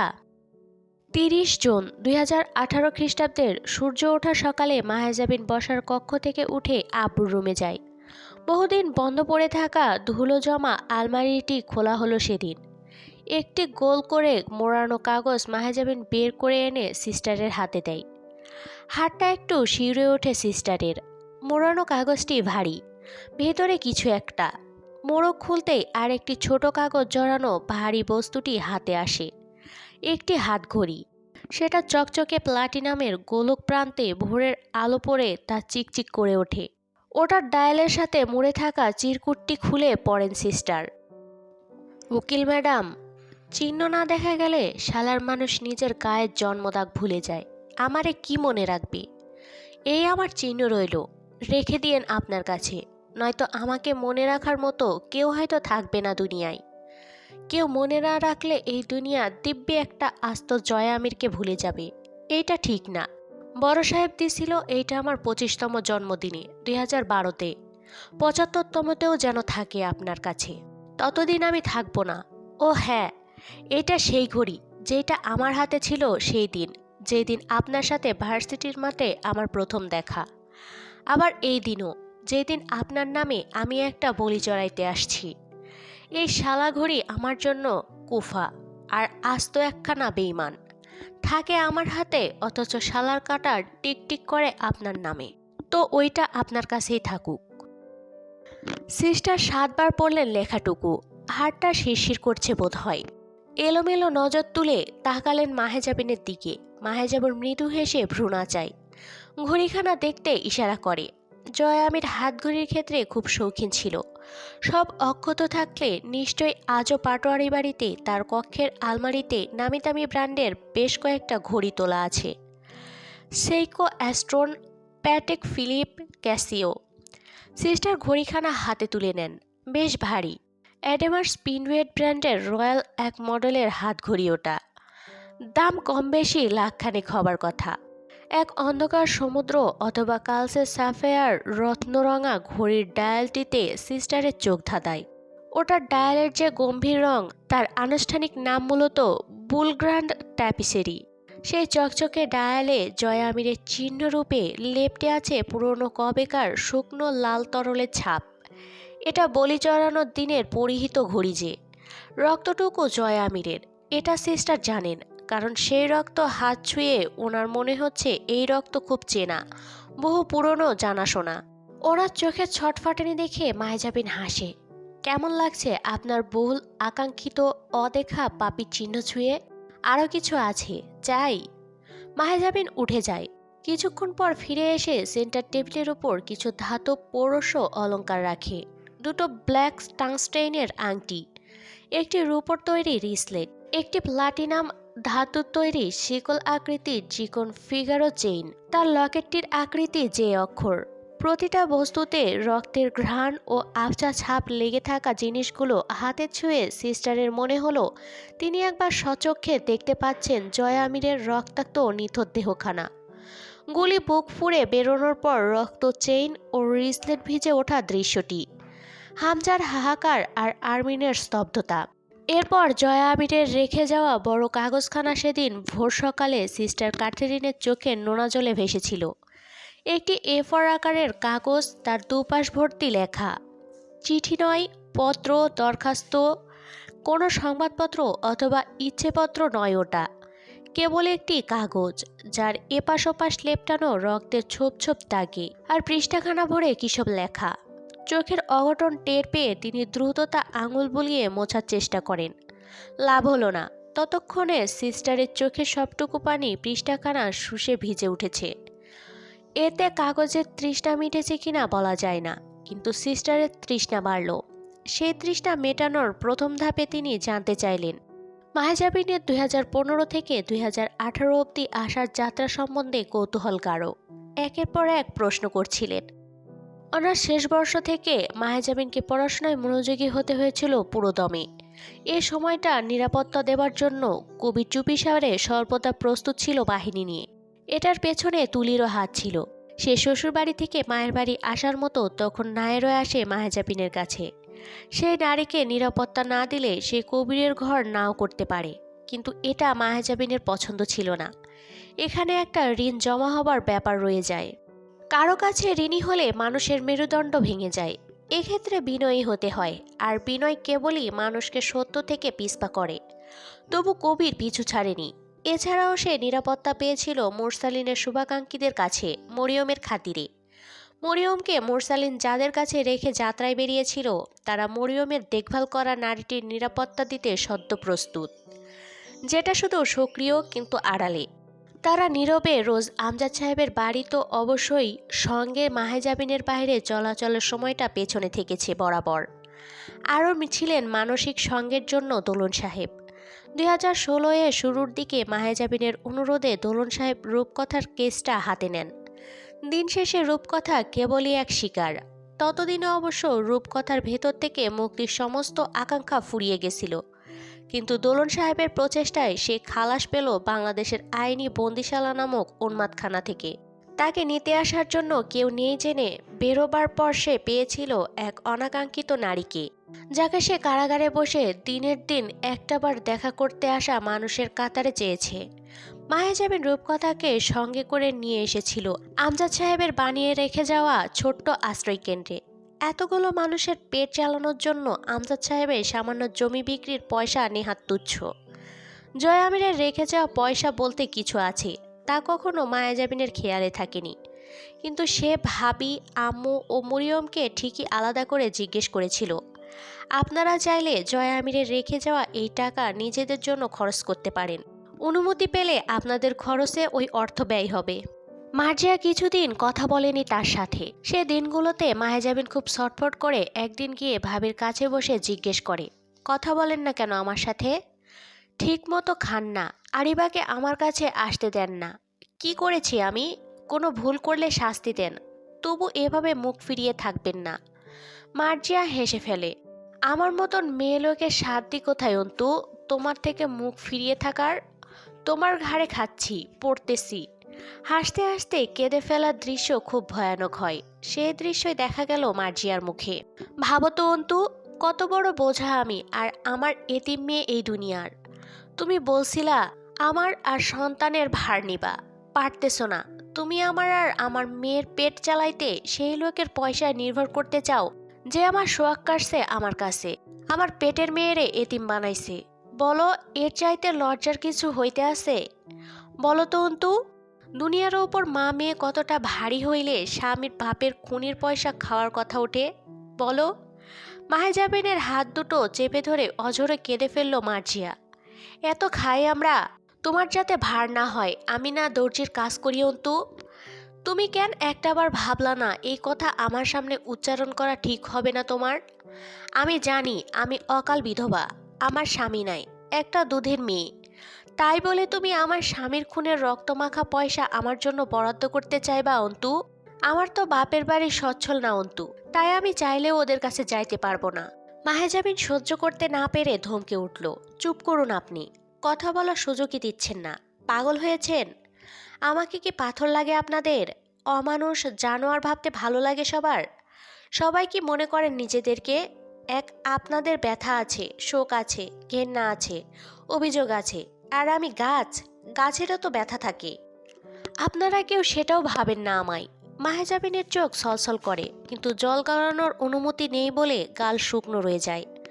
ওটা আমার দেনমোহরের টাকা, আসামি হিসেবে ওটা অন্তত স্বামী হিসেবে দিয়ে গেছে আমার আসামি। আমি এই যে এই অপদার্থ জীবনটাকে সেই নরকের অতিথির কাছে বিক্রি করেছিলাম বাপ আর সমাজের দায়ে, সেই টাকা ওটা। ওটা অবশ্যই জয়া আমিরের দেয়া টাকা, কিন্তু ওতে অধিকার শুধু আমার। তাহলে তুমি কেন আজ পর্যন্ত ওই টাকা থেকে এক আনা পয়সা খরচ করো নাই নিজের জন্যে? অসুখে যে মরবা কখন জানি, এক পয়সাও কেন নিজের জন্য ভাঙো নাই? তাইলে আমার মেয়ে আর আমার জন্য ওই টাকার প্রশ্ন উঠাইলা কেন? মাহেজাবিনের কাছে জবাব নেই। সে চুপচাপ উঠে চলে এসেছিল মার্জিয়াকে শান্তি মতো কাঁদতে দিয়ে।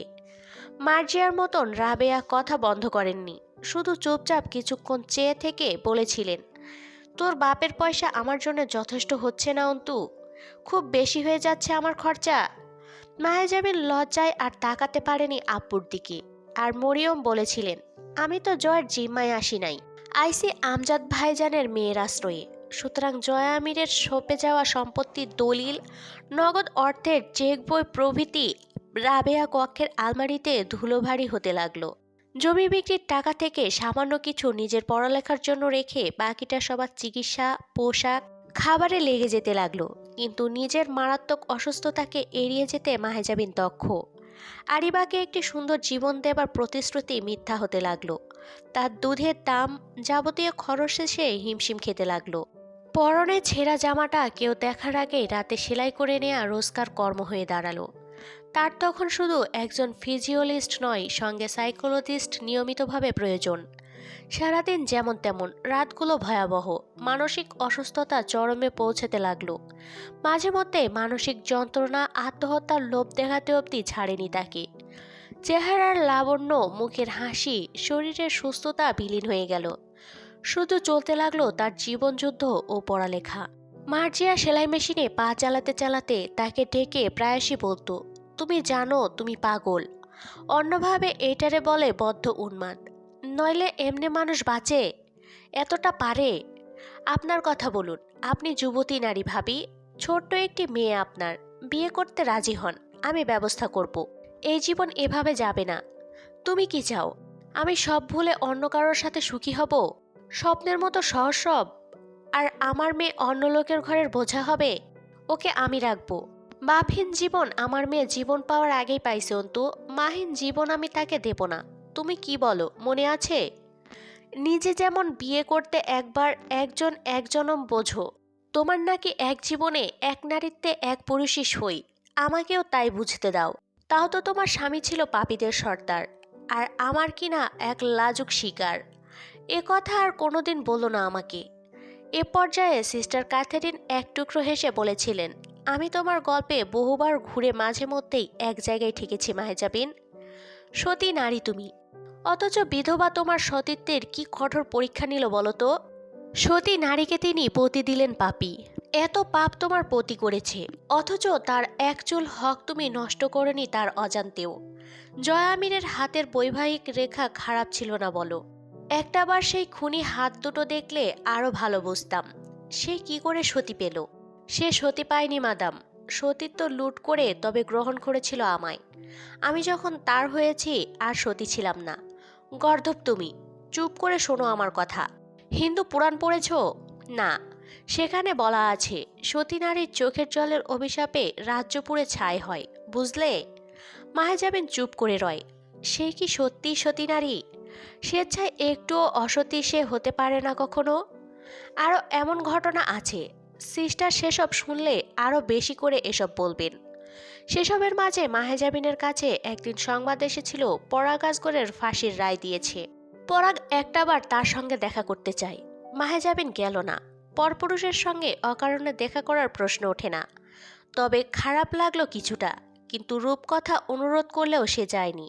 তার কাছে তখনও জীবন্ত যন্ত্রণা পলাশের রূপটপের সেই সন্ধ্যারাত, যেখানে তাকে অসৎ হাত ছুঁয়ে দিয়েছিল আর পরাগ আড়ালে তার প্রতিনিধিত্ব করেছিল। মাহেজাবিনের পড়ালেখার পরিকল্পনা আমজাদ সাহেব ঠিক করে রেখে গেছিলেন। মাহেজাবিনের ইচ্ছে ছিল কোনো স্বনামধন্য সরকারি বিশ্ববিদ্যালয় থেকে এলএলবি অনার্স শেষ করে মাস্টার অব ল করার, উচ্চতর শিক্ষা সমেত উকিল হবার। আমজাদ সাহেব আপত্তি করলেন। মাহেজাবিনকে নিজ জেলায় হাবিব রবিতে সমাজবিজ্ঞানে অনার্স করতে মনস্থির করলেন তিনি। এরপর অনার্স শেষে 2 বছর মেয়াদী এলএলবি কোর্স শেষ করে বার কাউন্সিল পরীক্ষায় বসানোর পরিকল্পনা চূড়ান্ত হলো। কিন্তু মাহেজাবিনের বরাবরই মনে হয়েছে এটা তার জন্য খুব বড় কোনো ক্যারিয়ার হবে না। তবে সে হিসাবেই পড়ালেখা চলতে লাগলো তার। আমজাদ সাহেবের মৃত্যুবার্ষিকী 27 নভেম্বর তারিখে। 2016 সেই তারিখটিতে রাবেয়া খুব জেদ ধরেছিল স্বামী ও পুত্রের কবর জিয়ারত করতে যেতে। মাহেজাবিনের সাহসে কুলায় না বিষয়টা। সে শেষবার যেমন উন্মাদের মতো ছুটে আব্বুর কবরে চলে গেছিল, তাকে ধরে এনেছিল জয়া আমির। আজ মাকে নিয়ে গেলে না জানি মায়ের চেয়ে সে বেশি বেসামাল হয়। সঙ্গে তাই ভাবিকে নিয়েছিল। এটাও ভুল সিদ্ধান্ত হলো। দুজন আরও বেশি বেকায়দা হয়ে পড়ল। তার একটা কারণ আছে। অন্তুর কাছে রোজ আমজাদ সাহেব আসেন, কথা বলছেন, সময় দিচ্ছেন। রাবেয়া ও মার্জিয়া তো তা পায় না। মার্জিয়াকে সামলানো গেলেও রাবেয়া কি হলো কে জানে। বহুক্ষণ যাবৎ নিথর হয়ে কবরস্থানের ফটক চেপে ধরে অপলক চেয়েছিলেন স্বামী সন্তানের কবরের দিকে। এরপর একদম শান্ত শীতল বাড়ি ফিরলেন। বাড়ি ফিরে রাবেয়া স্ট্রোক করলেন, ঠিক যে সময়ে আমজাদ সাহেবের স্ট্রোক হয়েছিল। রাত্রির সেই তৃতীয় প্রহরে আরেকটি কালরাত্রি নামলো মাহেজাবিনের জীবনে। বাড়িতে পুরুষ বলতে কেউ নেই, কিন্তু ঠিক গেট খুলে মরিয়ম কয়েকটি যুবক ও পুরুষকে ভেতরে নিয়ে এলেন খুব স্বাভাবিকভাবে। সেদিন মাহেজাবি জানতে পারল তাদের বাড়িটা দিনরাত নিরাপত্তায় ঘেরা, যেন তার অনিষ্ট করতে কেউ এমুখও না হতে পারে। রাবেয়াকে নিয়ে 6 দিন একাধারে হাসপাতালে কাটানোর পর ডাক্তার রাতে বলে গেলেন কাল পরশু রিলিজ করা যেতে পারে। She is out of danger. কথাটা বলা ঠিক হলো না, কারণ ওইগুলো শুনেই সেই রাতের শেষে ফজরের ওয়াক্তে রাবেয়ার মস্তিষ্ক বড় স্ট্রোকটা হাসপাতালে অবস্থানকালেই ঘটল। শিরা ছিঁড়ে সরাসরি রক্তপাত। মাহেজাবিন সেবার প্রথমবার মনস্থির করেছিল জয়া আমিরের পয়সা খরচ করার। দরকার পড়লে সেই অপারেশনে সেসব টাকা খরচ করে দেবে এই নিয়ত করার পর ডাক্তারেরা ঘাড় নাড়ালেন। মানে কি? মাহেজাবিন বুঝতে চায় না সেই ঘাড় নাড়ার মানে। জীবনে এসে এক স্বেচ্ছাচারিত্ব কোনোভাবেই করতে দিতে পারে না। জীবন পেয়েছে কি তাকে? ডাক্তারদের কাজ কি? একবার ঘাড় নেড়েছে, আব্বু পালিয়েছে তাতে, আবার সেই ঘাড় নাড়ানি। সেই সকল পেরিয়ে সন্ধ্যা হবার আগেই রাবেয়ার জবান বন্ধ হয়ে গেল। তখন মাহেজাবিন আসরের ওয়াক্তে জোহরের কাজা আদায় করছে হাসপাতালের নোংরা বারান্দার কোণে। মরিয়মকে আলগোছে তুলে আনেন মাহেজাবিনকে। মাহেজাবিন এসে দেখে আম্মু কাঁদছে। বাপ মায়ের ওপর সমস্ত বিশ্বাস সেদিন মাহেজাবিনের ফুরিয়ে গেল। এরা এক একটা চূড়ান্ত পর্যায়ের বেঈমান। খুব মায়াই পালে, তারপর সংকটে রেখে হাসপাতালে শুয়ে কাছে ডেকে নিয়ে একদৃষ্টে তাকিয়ে থেকে কাঁদে। এই কান্নার একটা বিশেষত্ব আছে। এই কান্নার পর চোখ বুজে ফেলে এরা। তারপর হাজার কিছুতেও আর চোখ খোলে না, কোনোভাবেই না। মাহেজাবিন এক এক কদম পেছায়। তার ক্ষোভ ফেটে যায়। না আম্মু, তোমার মুখে চোখে আব্বুর ভাব দেখছি। আমি এবার আর বোকা হব না। তুমি হাজার ডাকলেও আমি তোমার কাছে বসবো না। তুমি শেষ বিদায় চাইতে কাছে ডাকবি, আর আমি তোমার কাছে বসে তা দেব না। পাগল না আমি। কিন্তু পরক্ষণেই মাহেজাবিন হুড়মুড় করে গিয়ে বসে মায়ের কাছে। এই শোনো আম্মু, কেন জন্ম দিয়েছিলে আমায়? বলো আজ, বলো বলো, আজ শুনি। কেন জন্ম দিয়েছিলে? চোখের সামনে বাপ চলে যাবে, ভাই যাবে, সন্তান যাবে অকালে, এক পাপী স্বামী সে পালাবে কৌশলে, তারপর তুমি। এইসব চোখ বড় বড় করে দেখবো? আমি সব দেখবো, শুধু দেখবো তোমাদের তামাশা। এই জন্য জন্ম দিয়েছিলে তো? অস্বীকার করলাম। আমি আমার এই অভিশপ্ত জনমকেই অস্বীকার করলাম। এই জীবন আমি মানি না। আমি এত বড় আয়ু চাইনি। নাকি তোমরা সবাই নিজেদের আয়ু কেটে কেটে আমাকে দিয়ে যাচ্ছ যাতে বেঁচে থাকি আর দেখি এ সাজার জনম না ফুরুক আমার। কিসের সাজা আম্মা? তুমি বলো। জন্ম তো তুমি দিয়েছ। জন্ম কোনো পাপ থাকলে তোমার জানার কথা। বলে দাও আজ, আমার রইল কি? কি নিয়ে বাঁচার জন্য জন্ম দিলে?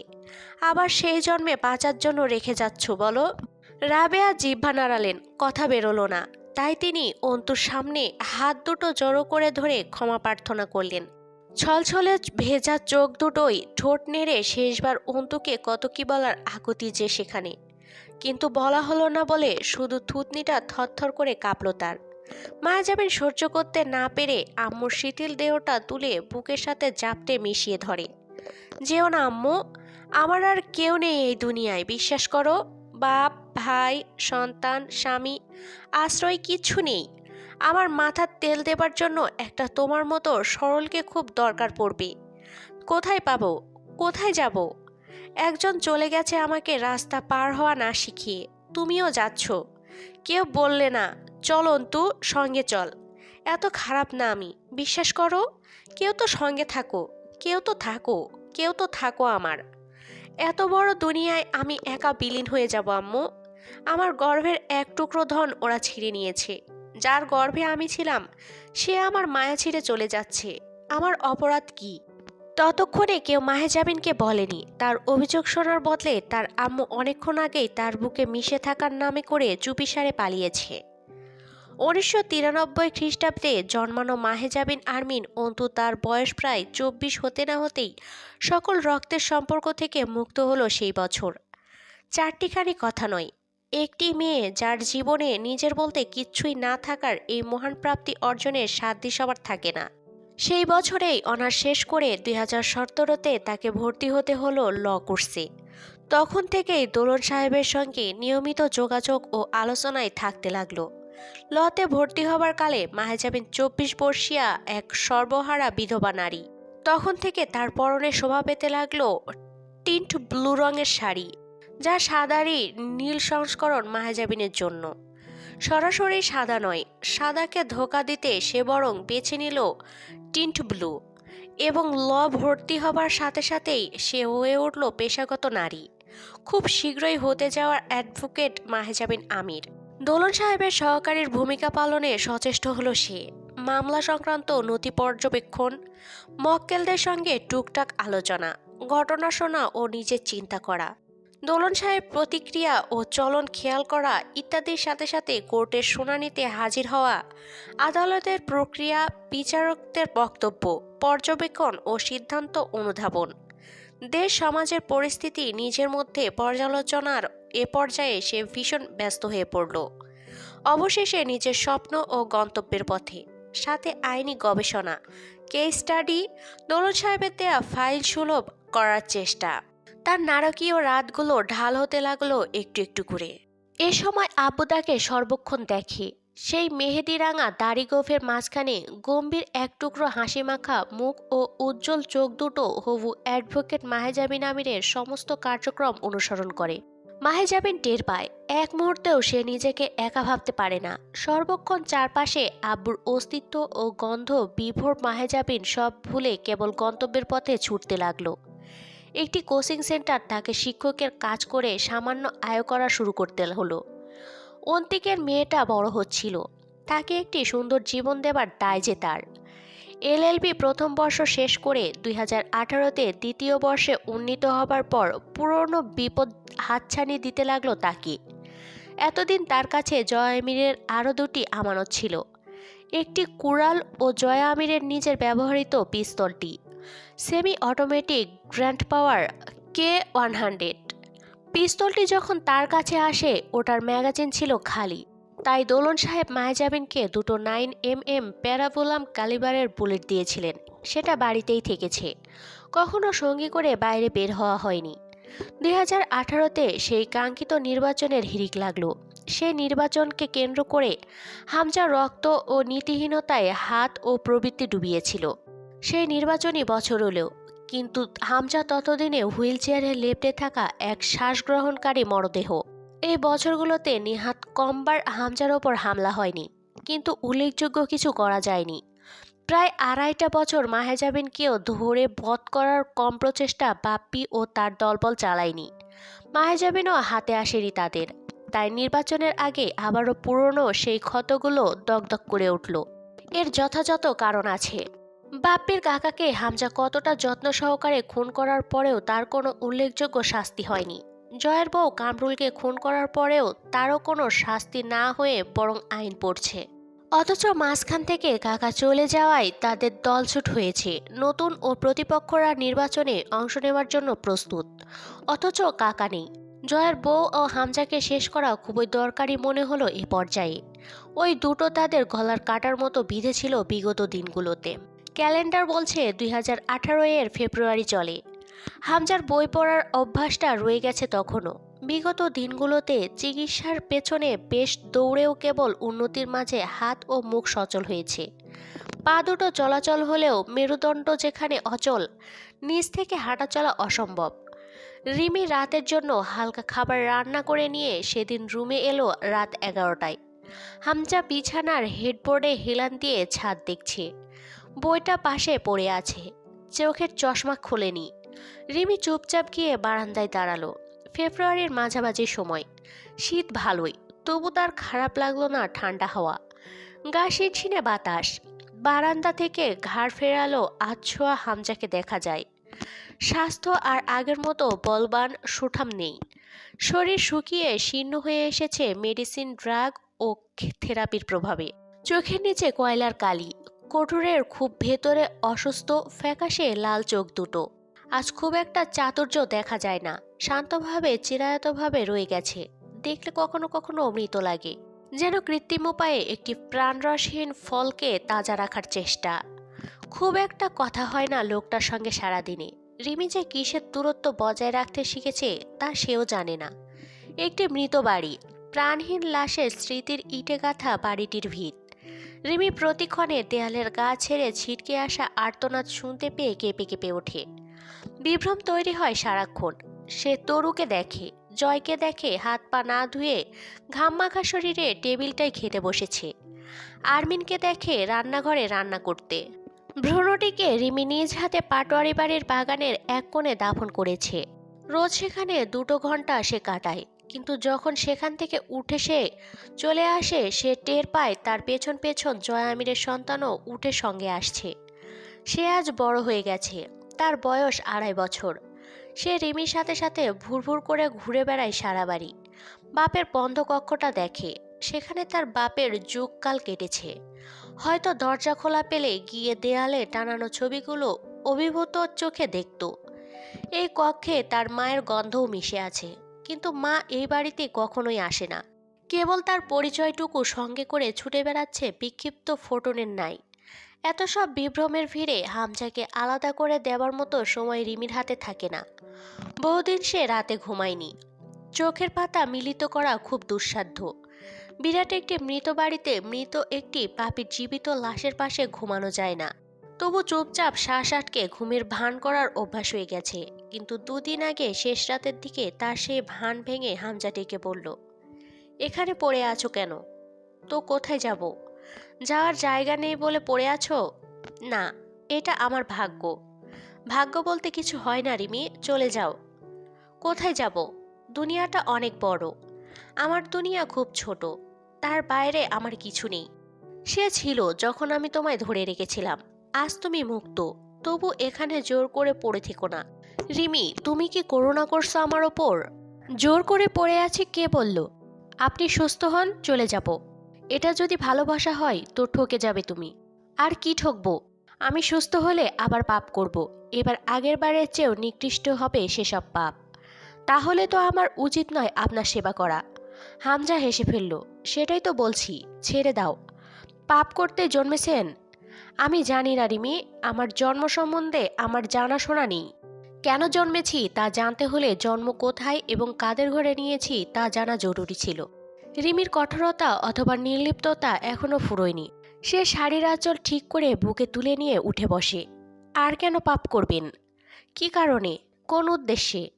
আমি কয়েকটা খুন করব রিমি, একটু বিশৃঙ্খল করব সমাজে, আর আইনকে খুব নোংরাভাবে ভেঙে দেবার চেষ্টা করব। পাগল হয়েছেন আপনি? না, আমার মস্তিষ্ক এখনো ঠিক আছে। আইন তো ভেঙেছেনই। আইন কবে মেনেছেন আপনি? না, আইনত বৈধ কাজ আমি করিনি ঠিকই, তবে আইনের ওপর আমার কখনো বিদ্বেষ ছিল না। এখন কেন জন্মেছে? আইন জয় আমেরকে মেরেছে তাই। হামজা একদৃষ্টে অনেকক্ষণ তাকিয়ে রইল। তারপর অদ্ভুত অলৌকিক সুরে বলল, এইমাত্র জয় এসেছিল আমার শিওরে। অনেকক্ষণ দাঁড়িয়ে থাকলো, একটু দুষ্টু হাসলো, কয়েকবার ভাই বলে ডাকলো, কিন্তু আমি উঠলাম না, চোখ খুললাম না। ও যখন আস্তে করে রুম থেকে বেরিয়ে গেল, আমি তখন চোখ খুলে তোমায় ডাকলাম। রিমির গা শিউরে উঠল, শিরশির করে উঠল শরীর। হামজা বিশ্বাস স্বপ্নে যেদিন জয় এসে ডাকবে তাকে, তার পরের দিন সে মারা যাবে, জয়ের সাথে মিলিত হবে আবার। সেই দিনের অপেক্ষায় সে অধীর।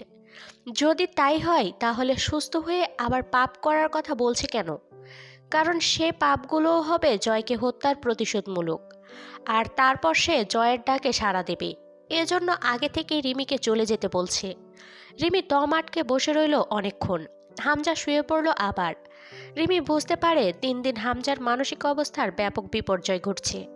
তার মস্তিষ্ক আজও তার এত এত হারানো মেনে নিতে পারেনি। ক্ষমতা, সম্মান, হাতের মুঠোয় সমাজ ও জনতা, জয়। রোজকার মতো আজও আনমনে অপ্রকৃতস্থর মতো ছাদের দিকে চেয়ে আছে। অধিকাংশ সময় এটাই তার কাজ। কোনো এক শূন্যে এমন নিথর দৃষ্টি মেলে তাকিয়ে থাকে। মৃত অথবা জীবিত শনাক্ত করা যায় না। রিমির অন্তরাত্মা আতঙ্কিত হয়ে ওঠে তখন। রিমি বারান্দা থেকে ফিরে হামজাকে খাইয়ে ওষুধ দিয়ে নিজেও শুয়ে পড়ল। রাত 2টোর দিকে আচমকা জানালার কাচ ফুঁড়ে কিছু মেঝেতে পড়ে, সেটাও ঝনঝন করে ভেঙে গেল। এক টুকরো কাচ ছুটে এসে হামজার শরীরে লেগে জখম তৈরি হলো। এরকম পরপর কয়েকটা আওয়াজ হলো। মেঝেতে তখন দাউ দাউ করে আগুন জ্বলছে। রিমি উঠতে চাইলে হামজা ঝাপটে ধরে রাখে তাকে, আগলে নেয় নিজের আড়ালে। রিমি অস্থির হয়ে মৃদু কাঁপতে লাগলো। হামজা বলল, ককটেল ছুঁড়েছে। অ্যালকোহলে লাগা আগুন নিভে যায় খানিক পর। উঠো না। যেই থাকুক বাইরে, তারা চাইছে আমরা মেঝের মাঝ বরাবর যাই, আক্রমণ সহজ হোক। রিমি কম্পিত কণ্ঠে বলল, কারা কারা করছে এমন? এ ধরনের কাজ করতে পারে এমন লোক তোর অভাব রাখিনি আমি রিমি। শান্ত হও, কিছু হবে না, আমি আছি। রিমির বলতে ইচ্ছে করলো, আপনি অসুস্থ, আপনাকে সামলাতে আমাকে লাগবে। আপনি কি করবেন? কাউকে প্রয়োজন এখন। বলল না। তখনই সে টের পেল হামজার বুক থেকে তির করে রক্ত ঝরছে। সে আবারও আটকে উঠল। নিচতলার সিঁড়ি সংলগ্ন ফটকেও আওয়াজ হলো, অর্থাৎ আততায়ীরা ভেতরে ঢোকার প্রচেষ্টা ত্রুটি করছে না। রিমি অস্থির হয়ে হামজার বুকে হাত চেপে ধরল। তার হাত ভিজে উঠল। আপনি কি কিছুই করবেন না? রক্ত পড়ছে তো। বাইরে কারা থাকতে পারে? কবির হামজার কাছে আসে না, আজ অবধি হামজার সামনে আসেনি সে। মাঝে মধ্যে রিমির ডাকে আসে, রিমির সঙ্গে কথা বলে ফিরে যায়। হামজাকে চোখের দেখাটুকু অবধি দেখার প্রবণতা তার নেই। তবু রিমি তাকে কল করল, কিন্তু কবির তার ছেলেদেরকে নিয়ে পাটোয়ারি বাড়িতে পৌঁছানোর আগেই প্রায় ঘণ্টাখানেকের তাণ্ডব শেষ করে বাপ্পি লোকজন নিয়ে চলে যায়, খুব কৌশলে। বহুদিন আগেই তারা পাটোয়ারি বাড়ির দুর্গ ঘেরা উঁচু সংরক্ষিত প্রাচীর টপকে ভেতরে আসার ব্যবস্থা করে নিয়েছে। সেই ঘটনা মাহেজাবিন জানল না। পরদিন বিকেলের পর দোলেন সাহেবের কাছ থেকে ফেরার পথে সন্ধ্যা নেমে এলো। নোলন সাহেবের বাসা থেকে বাসেরহাট ফেরার পথে মাঝে সুইহারি খ্রিস্ট আশ্রম পড়ে। তার আগেই মাহেজাবিন টের পেল তার চেনা অচেনা অনেকজন লোক তাকে অনুসরণ করছে। এটা প্রথম নয়। বিগত দিনগুলোতে বাইরে বেরোবার পর সে কখনোই আশা রাখেনি আবার জীবিত হালে বাড়ি ফিরবে। বহুবার জানের ঝুঁকি তাকে ছুঁয়েও পাশ কাটিয়ে গেছে। সেদিন সেটা তীব্র হলো। মাহেজাবিন এখন রাস্তা পার হতে শিখেছে, কারণ আব্বু নেই এখন তার হাতটা ধরে রাস্তা পার করার জন্য। কিন্তু তার পথ ফুরোয়নি। তা বরং দুর্গম হয়েছে। রাস্তা পার হয়ে দ্রুত রিক্সা তো ধরল সে, কিন্তু লোকজন এসে রিক্সাওয়ালাকে থামিয়ে বলল, যাত্রী নামাই দেন মামা, ওই আর যাইতো না। রিক্সাওয়ালা একটু ইতস্তত করেছিল বটে, কিন্তু সে সচেতন নাগরিক।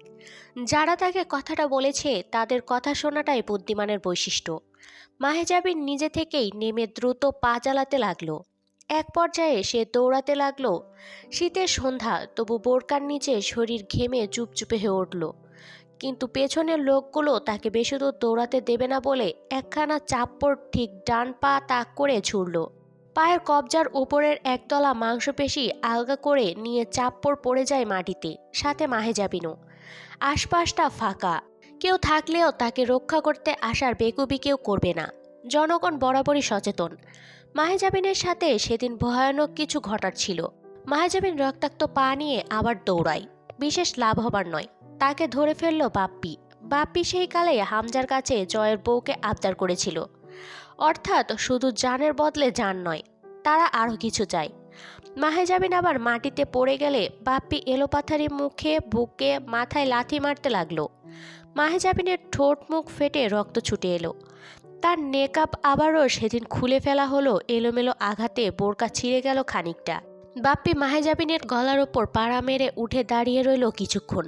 মাহেজাবিন অস্ত্রহীন ক্ষত বিক্ষত অবস্থায় প্রায় অজ্ঞান হবার আগে তার চেতনা তাকে সতর্ক করে, আজ তার সত্যি সত্যি ইজ্জতহারা হওয়া লাগতে পারে। তার কিভাবে নিজেকে তুলে নিয়ে তাদের হটিয়ে রক্তাক্ত শরীরটা কোনো রকমে টেনে নিয়ে গিয়ে ফেলেছিল সুইহারি চার্চের আশ্রমে। সে জেনে প্রবেশ করেনি সেখানে, কিন্তু ঢুকে পড়েছিল একটি আশ্রয় কেন্দ্রে।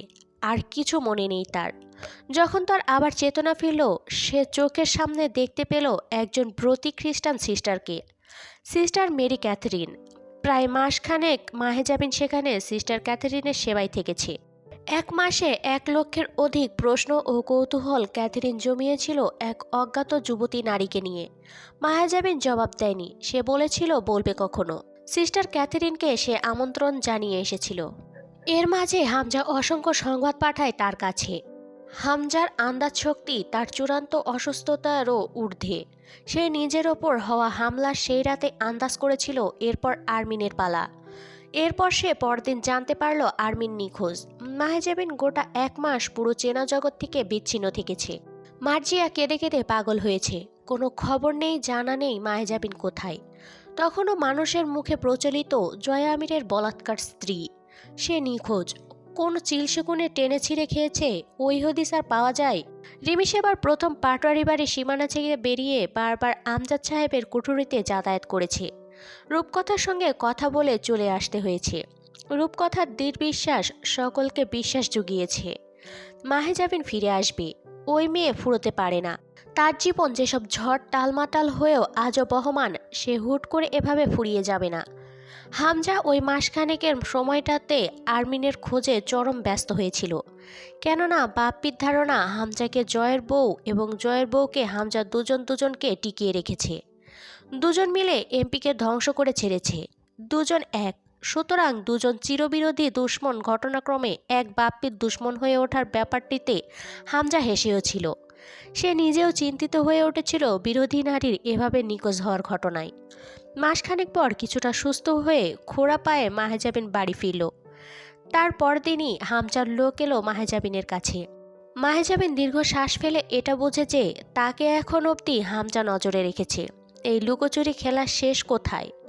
হামজা তাকে এক পাক পাটোয়ারি বাড়িতে ডেকেছে, কিছু আলাপ আলোচনা করার আছে বলে। তার জবাবে মাহেজাবিন ক্লান্ত হাতে একখানা ছোট্ট চিঠি লিখেছিল কেবল। আপনার সঙ্গে আমার কোনো আলাপ আলোচনা থাকতে পারে না। শেষবার যেখানে দেখা হয়েছিল, আমি আশা রাখি আবার দেখাটা আমার আপনার সেখানেই হবে। সেদিন আপনার বিপক্ষের আইনজীবী হিসেবে আমি থাকলে খুব অবাক না হওয়ার পরামর্শ থাকবে আমার, এবং কথাও সেখানেই হবে। আপনি আসামি এবং আমি প্রসিকিউটর হিসেবে অনেক কথাই হবে আশা করি, খুব শীঘ্রই। ততদিন অপেক্ষা করুন এবং যথাসম্ভব সুস্থ হন। আপনার সুস্থতা একান্ত কাম্য। পুনশ্চ রিমিকে আমার অনুরাগ জানাবেন। সে এসেছিল আমার সঙ্গে দেখা করতে, দেখা হয়নি। তাকে আসতে বলবেন। আমি আর কখনো পাটোয়ারি বাড়িতে পা রাখব না, তা বলে তার সঙ্গে আমার পরিচয় ফুরবে না। এরপর গুনে গুনে কেটে গেল মাঝখানে কম বেশি 3টে মাস। হঠাৎই একদিন 29 জুন বিকেলে মাহেজাবিনের ঠিকানায় এসে পৌঁছালেন সিস্টার ক্যাথরিন মাহেজাবিনের জীবনে আসা অবরুদ্ধ নিষেধগুলো বিবরণ শুনতে। মাহেজাবিনের লস শেষ হতে তখন খুব বেশি দেরি নেই, আর কিছুদিন। এরপর বার কাউন্সিল পরীক্ষা, সেখানে উত্তীর্ণ হলে সে একজন আইনজীবী, অ্যাডভোকেট মাহেজাবিন আমির। সিস্টার ক্যাথরিন অতীত শুনতে শুনতে গোটা একটা রাত, তারপরও একটি দিন অবধি মাহেজাবিনের কাছে কাটিয়ে গিয়েছিলেন। সাথে প্রতিশ্রুতি নিয়ে গিয়েছিলেন খুব শীঘ্রই একটাবার পাটোয়ারি বাড়িতে মাহেজাবিনকে সঙ্গে নিয়ে তিনি যেতে চান। মাহেজাবিন যেতে না চাইলেও জোরপূর্বক নিয়ে যেতে চান। জয়া আমিরের ফটো দেখতে চান, হামজার অবস্থা তিনি স্বচক্ষে দেখতে চান, তার নিষ্পাপ বধূ রিমিকে দেখতে চান। কিন্তু পরিকল্পনা করাটাই উচিত নয় জীবনে। সেদিনের 5 মাস পর মাহেজাবিন খবর পেল সুইহারি মাঠের একজন সিস্টার মেরি ক্যাথরিন মৃত্যুবরণ করেছেন। মাহেজাবিন গিয়েছিল দেখতে। তখন আর মাহেজাবিনের কাছে পাটোয়ারি বাড়ি দেখার আবদার করা ব্রতী নারীটিও জীবিত নেই। তার আবদারে আরেকটিবার হয়তো মাহেজাবিন পাটোয়ারি বাড়িতে এবং অভিশপ্ত আমির নিবাসে কদম রাখত, তার হয়নি। সিস্টার ক্যাথরিন কেবল মাঠে শিক্ষাদানের কাজই নয়, তিনি হাসপাতাল এবং আশ্রমগুলোতে অসুস্থদের সেবায় নিয়োজিত ব্রতী ছিলেন। তার কাছে গোপন রয়ে গেল মাহেজাবিনের এক জীবনের বিবরণ। এরপর আরেকটি বছর কেটে গেল সেই দিন থেকেও, যেদিন মাহেজাবিন নিজের দুর্গম জীবনের অতীতের পাতাগুলো মেলে ধরেছিল এক সংসারহীন নারীর কাছে। আজ আবার 29 জুন, কিন্তু খ্রিস্টাব্দ 2019। আজ সে একজন প্র্যাকটিসিং অ্যাডভোকেট। এই তারিখটি একটু অদ্ভুত। জয়া আমিরের জন্মদিন এটি। এবছর 32তম জন্মদিন। লোকটা জন্মদিনের হিসেবে মাহেজাবিনের কাছে কয়েকটি জিনিস গচ্ছিত রেখে গেছে। 75তম জন্মদিন অবধি উল্লেখ করেছে সেগুলো রেখে দিতে, এবং সেই হিসেবের সাথে একটি রক্তমাখা ঘড়ি রেখে গেছে, যেটি বের করতে হলে একটি কাগজ টান করতে হয়। সেই কাগজটিতে জয়া আমির কিছু হিজিপিজি লিখে রেখে গেছে। এইসব তারিখগুলোতে ঘড়িখানা হাতে নেবার পর মাহেজাবিন কাগজখানা নাড়তে চাড়তেই 2-1বার চোখ বুলাতে গেলে একবার পড়ে ফেলে, আমি না মরলে এই কাগজ তোমার পাবার কথা না। আচ্ছা, আমি কি শালা বুড়ো হয়ে মরছি? বয়স কত হয়েছিল? 2-4টা বাচ্চা কাচ্চা হয়েছিল তোমার আমার? হাসি পেয়ে যাচ্ছে লিখতে বসে। জীবনে ভাবি নাই মরার আগে কোনোদিন এইসব ঢম করে মরা লাগবে। তো কেমন কাটে দিনকাল? সব ঠিকঠাক? এখন আমি নাই, আমার পাপ নাই, সুখ আছে। সুখ কি জানো? পাখি। শালার পাখিদের আবার রীতিনীতি অন্য জাতের। তুমি যেই পাখিরে খাঁচায় পুষতে চাইবা, ওই শালায় জীবনেও আপন হবে না। সুযোগ পাইলে উড়াল মারবে, ফিরে তাকাবে না। সহজ না ম্যাডাম, আপনার জীবন খুব কঠিন হবে। আপনি আইনজীবী হন, তাই বলে আমার মতন জয়া আমিরদের বিপক্ষে হয়েন না। এক জয়া আমিরের বিপক্ষে গেলেন, আপনি তার হয়ে গেলেন। আবার কোন শালার বিপক্ষে যাবেন? সেই শালাই না, বিপক্ষে গিয়ে একবার দেখলেন তো কি হয় এই পথে। আপনি পথিক ভালো, কিন্তু আপনার পথ না। এই দুনিয়া আপনার নীতিবোধ কেড়ে নিয়ে আপনাকে পরি থেকে শয়তান বানাতে সর্বদা সচেষ্ট। হার্ভি ডেন্ট বলেছিলেন, you either die a hero or live long enough to see yourself become the villain. হয় তুমি নায়ক হিসাবে মৃত্যুবরণ করো, নয়তো বেঁচে থাকো নিজেকে এক সময় খলনায়ক হয়ে যেতে দেখার জন্য। আমি মরলাম না, বেঁচে রইলাম। সেদিন মরলে কি হতো জানো? সর্বহারা এক ত্যাগী নায়ক, নিষ্পাপ জয়া আমির হিসেবে মরে যেতাম। কিন্তু বেঁচে থাকতে গিয়ে আমি নিজেকে আমার মতো নীতিবানদের চোখে ঘৃণিত এক পাপিষ্ঠ হয়ে যেতে দেখলাম। কিন্তু আমি থামালাম না নিজেকে। আমার মন চাইল না, কারণ আমি ততদিনে শিখে গেছি মানুষেরা বাঁচে না। বেঁচে থাকতে হলে অমানুষ হতে হবে। যে রাজনীতির দায়ে আমি বাপ হারাইছি, মারে নষ্ট হয়ে মরতে দেখছি, দাদার মাথা গলা থেকে আলাদা দেখে চাচার কোলে চড়ে নিজের পরিচয় থুয়ে বাইর হয়ে আসছি পথে। যেই পথে খালি খিদে, নিজের পেটে খিদে, পথের পথিকদের খিদে। এই পথে রোজ আমার মতো জয়া আমিরেরা পয়দা হয়, কিন্তু শালা দুনিয়ার কিচ্ছু যায় আসে না। রোজ খবরের পাতায় মানুষ আমার মতন জয়া আমিরের সব হারানোর গল্প পড়ে। তারপর চশমাটা খুলে দুটো দীর্ঘশ্বাস ফেলে খবরের কাগজটা সরিয়ে রাখলেই শেষ। আমরা ইনসাফ পেলাম কি না? এক ম্যাচ রাজনীতির খেলায় সব হারানো আমরা কিভাবে বাঁচব? খিদের জ্বালায় কোন পথে এক মুঠো ভাত খেয়ে বেড়ে উঠব? কি শিক্ষা পাবো তা সমাজে দেখার সময় হলো না। কিন্তু যখন কিছুকাল পর এই আমরা জয় আমির হয়ে সমাজের সামনে হুমকি হিসেবে দাঁড়াই, তারা তখন ভাবে এই অমানবিকেরা কারা, এদের নীতিজ্ঞান নেই কেন, মনুষ্যত্ব কোথায়, এদের জন্ম কিভাবে হলো, এরা এত ক্ষুধার্ত, ছি, ভালো শিক্ষা পায়নি কেন। তুমিও হবে, হয়েছো খানিকটা, আরও হবে। তুমি আর নীতিবান নেই, তোমার ভিতরে নমনীয়তা ফুরিয়ে আসছে। তুমি একসময় ক্ষমা করতে ভুলে যাবে। তুমি শিখে যাবে বাঁচতে হলে কঠোর হতে হয়, স্বার্থপর আর ক্ষমতাপরায়ণ হতে হয়, মাপ করতে ভুলে যেতে হয়। বুকে সব হারানোর ব্যথা দমিয়ে রেখে বেশিক্ষণ অহিংসার বুলি ছাড়া খুব কঠিন জুনিয়র। চট করে নীতির সুতো ছিঁড়ে প্রতিশোধের আগুন দাউ দাউ করে জ্বলে ওঠে। তখন মানুষ আর মানবিক থাকে না, জয় আমির হয়ে যায়। তুমিও ধীরে ধীরে জয় আমির হয়ে যেতে পারো। মানুষ তখন তোমার নিষ্ঠুরতায় ভয় পাবে, রেগে যাবে মনে মনে। মানুষ ব্যথা পেতে পেতে যেদিন ব্যথার সহর ক্ষমতা লাভ করে, সেদিন থেকে সে মানুষের ব্যথা অনুভব করার ক্ষমতা হারায়, যা নীতিবানদের চোখে অমানবিকতা। শোনো জুনিয়র, তুমি ভাবো তুমি অন্যায় দেখে অন্যায় সয়েও সৎ থাকতে পারবে। তুমি ভুল। দুনিয়া ভালো না। আমার অভিজ্ঞতা বেশি। একটা যুক্তিহীন সত্যি শোনো, সৎ পথে মানুষকে অসৎ বানায়, সৎ থেকে তুমি শুধু হারাবে। তাতে তুমি সততার ওপর বিশ্বাস হারাবে, দ্বিধায় পড়বে। তারপর তুমি সৎ অসতের পার্থক্য ভুলে যাবে। কারণ ওই যে বললাম, বুকের হাহাকার নীতির চাইতে বেশি শক্তিশালী। মানুষের বিবেক ধ্বংস করতে ওর একবার নড়ে ওঠাই যথেষ্ট। নিজের ভাগ্য নিজেকে লিখতে হয়, আর তারপর সেই ভাগ্য লেখক ছোটে মানুষের ভাগ্য নষ্ট করতে। এটা নীতি। এসব আমার নীতি। তোমার সাথে মিলবে না বোধ হয়। আমাদের বড় ঘরে এক বিপ্লবী আছে, তোমার তার সাথে দেখা হবে না। তার সাথে মেলে নাই। সে তো আমার মতো খলনায়ক হয় নাই, সে বিপ্লবী হয়েছে। তুমিও হয়তো সেই পথেই যাবে, কারণ তোমরা এক পর্যায়ে বাধ্য হয়ে অন্ধকারকে গ্রহণ করেছো। আমি অন্ধকারে জন্মেছি, আমি অন্ধকারে গড়ে উঠেছি।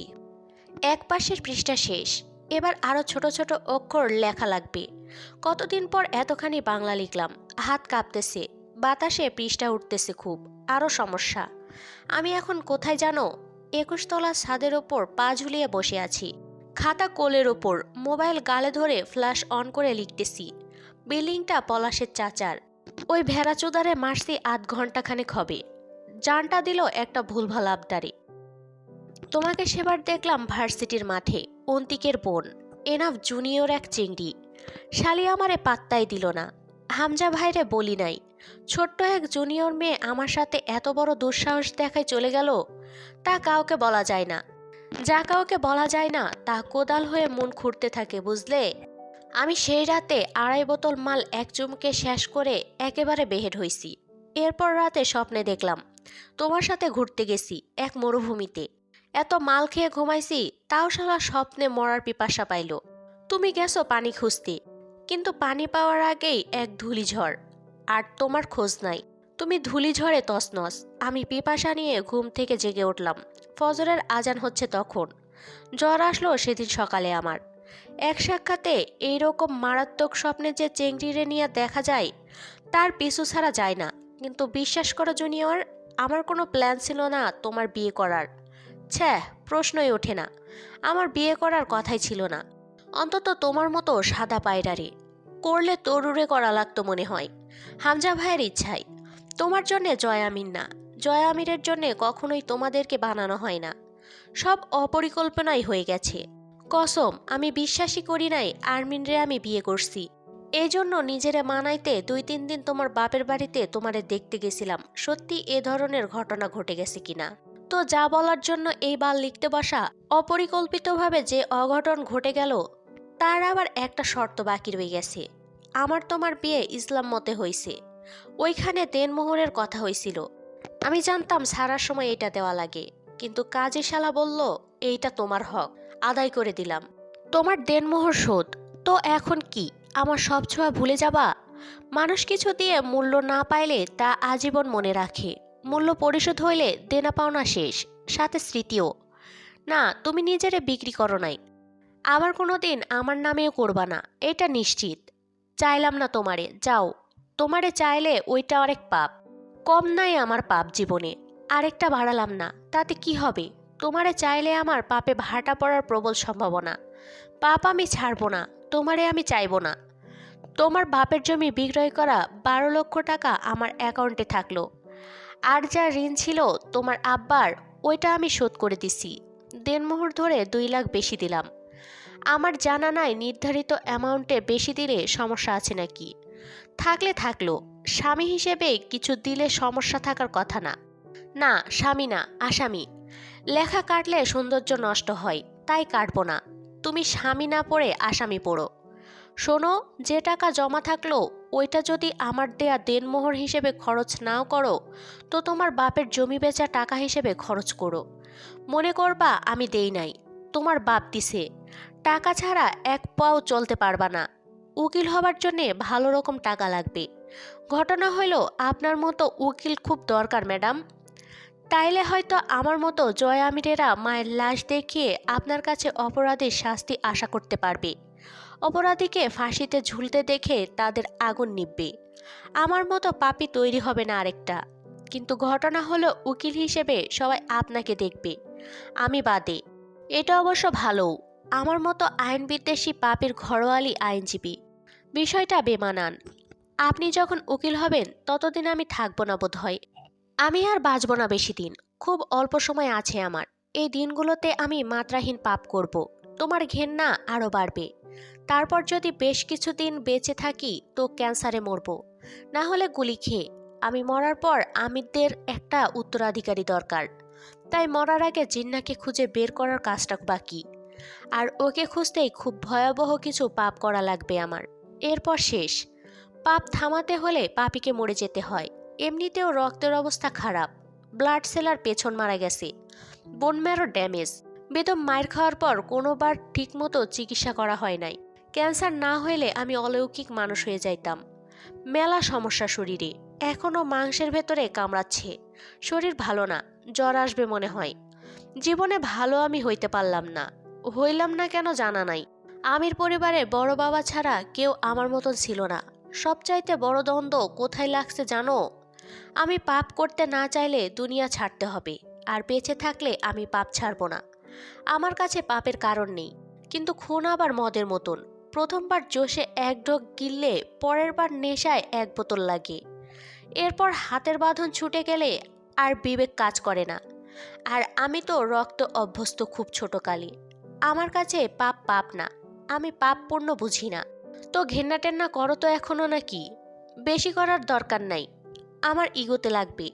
তবে শেষ হওয়া যাবে না কিন্তু, ওটুকু আমার। আর কিছু নাই তোমার কাছে আমাকে দেবার মতন। তুমি নিজেই কাঙাল, কিচ্ছু নাই আমার জন্য তোমার কাছে। তোমার ওই ঘৃণাটুকু আমার থাকলে ক্ষতি নাই। আমি নিজে এই জীবনে আমার থেকে পরিবার কেড়ে নেয়া আসামিদের ক্ষমা করি নাই, তুমিও করো না। এইখানে আমার তোমার নীতির মিল থাক। পৃষ্ঠা শেষের দিকে, হাতও কাঁপতেছে খুব। এই কাগজ যখন পাবে তুমি, তখন আমি বহুদূর। এই পাপের জন্মে আর দেখা হবে না তোমার সাথে। তোমার চোখে ঘেন্না দেখার সুযোগটুকু হারিয়ে আমি পালাবো। আমার তীর্থযাত্রা খুব সামনে। এখন একটা গান মনে পড়তেছে। আমি মরে গেলে জানি তুমি কাঁদবে না, ওখানেই শেষ করে দিও। চাইবো না কিছুই তো আর, শুধু মনে রেখো কোনো একদিন। পৃষ্ঠা শেষ, আর 1 লাইন লেখা যাবে। তো বিদায় আমার পাপী জীবনের অনাকাঙ্ক্ষিত মেহমান, আমার ঘরের দুশ্মন। জয় বাংলা। কাগজ ফুরোয় এখানে। শেষের দিকের লেখাগুলো ক্রমান্বয়ে ছোট হয়েছে, লেখার ধাঁচে এলোমেলো ভাব এসেছে। এই বছর কয়েক কাগজখানা মাহেজাবিন মোট 6 বার পড়েছে। প্রথম যেদিন পড়েছিল 2 বার, এরপর তারিখ এলে পড়া হয়। এর একটা কারণ আছে, প্রত্যেকবার কাগজখানা পড়ার পর সেও ফিরতি কিছু লেখে। এবারেও একখানা কাগজ তুলে নিয়ে লিখতে বসল। জয় আমির, আপনার কাগজখানা যখন আমি পেয়েছি তার অনেক আগেই আপনাকে সহ আমি ক্ষমা করে দিয়েছি আমার সকল অন্যায়কারীকে।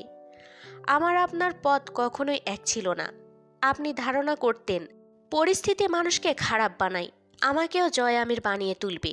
না, আমি আপনার মতো কাফের হয়ে জন্মাইনি। আমি আজও এক সৃষ্টিকর্তায় ভরসা রাখি, যিনি আপনার হাল এমন করেছে যে আপনার শত্রুরাও কেঁদেছে আপনার পরিণতিতে।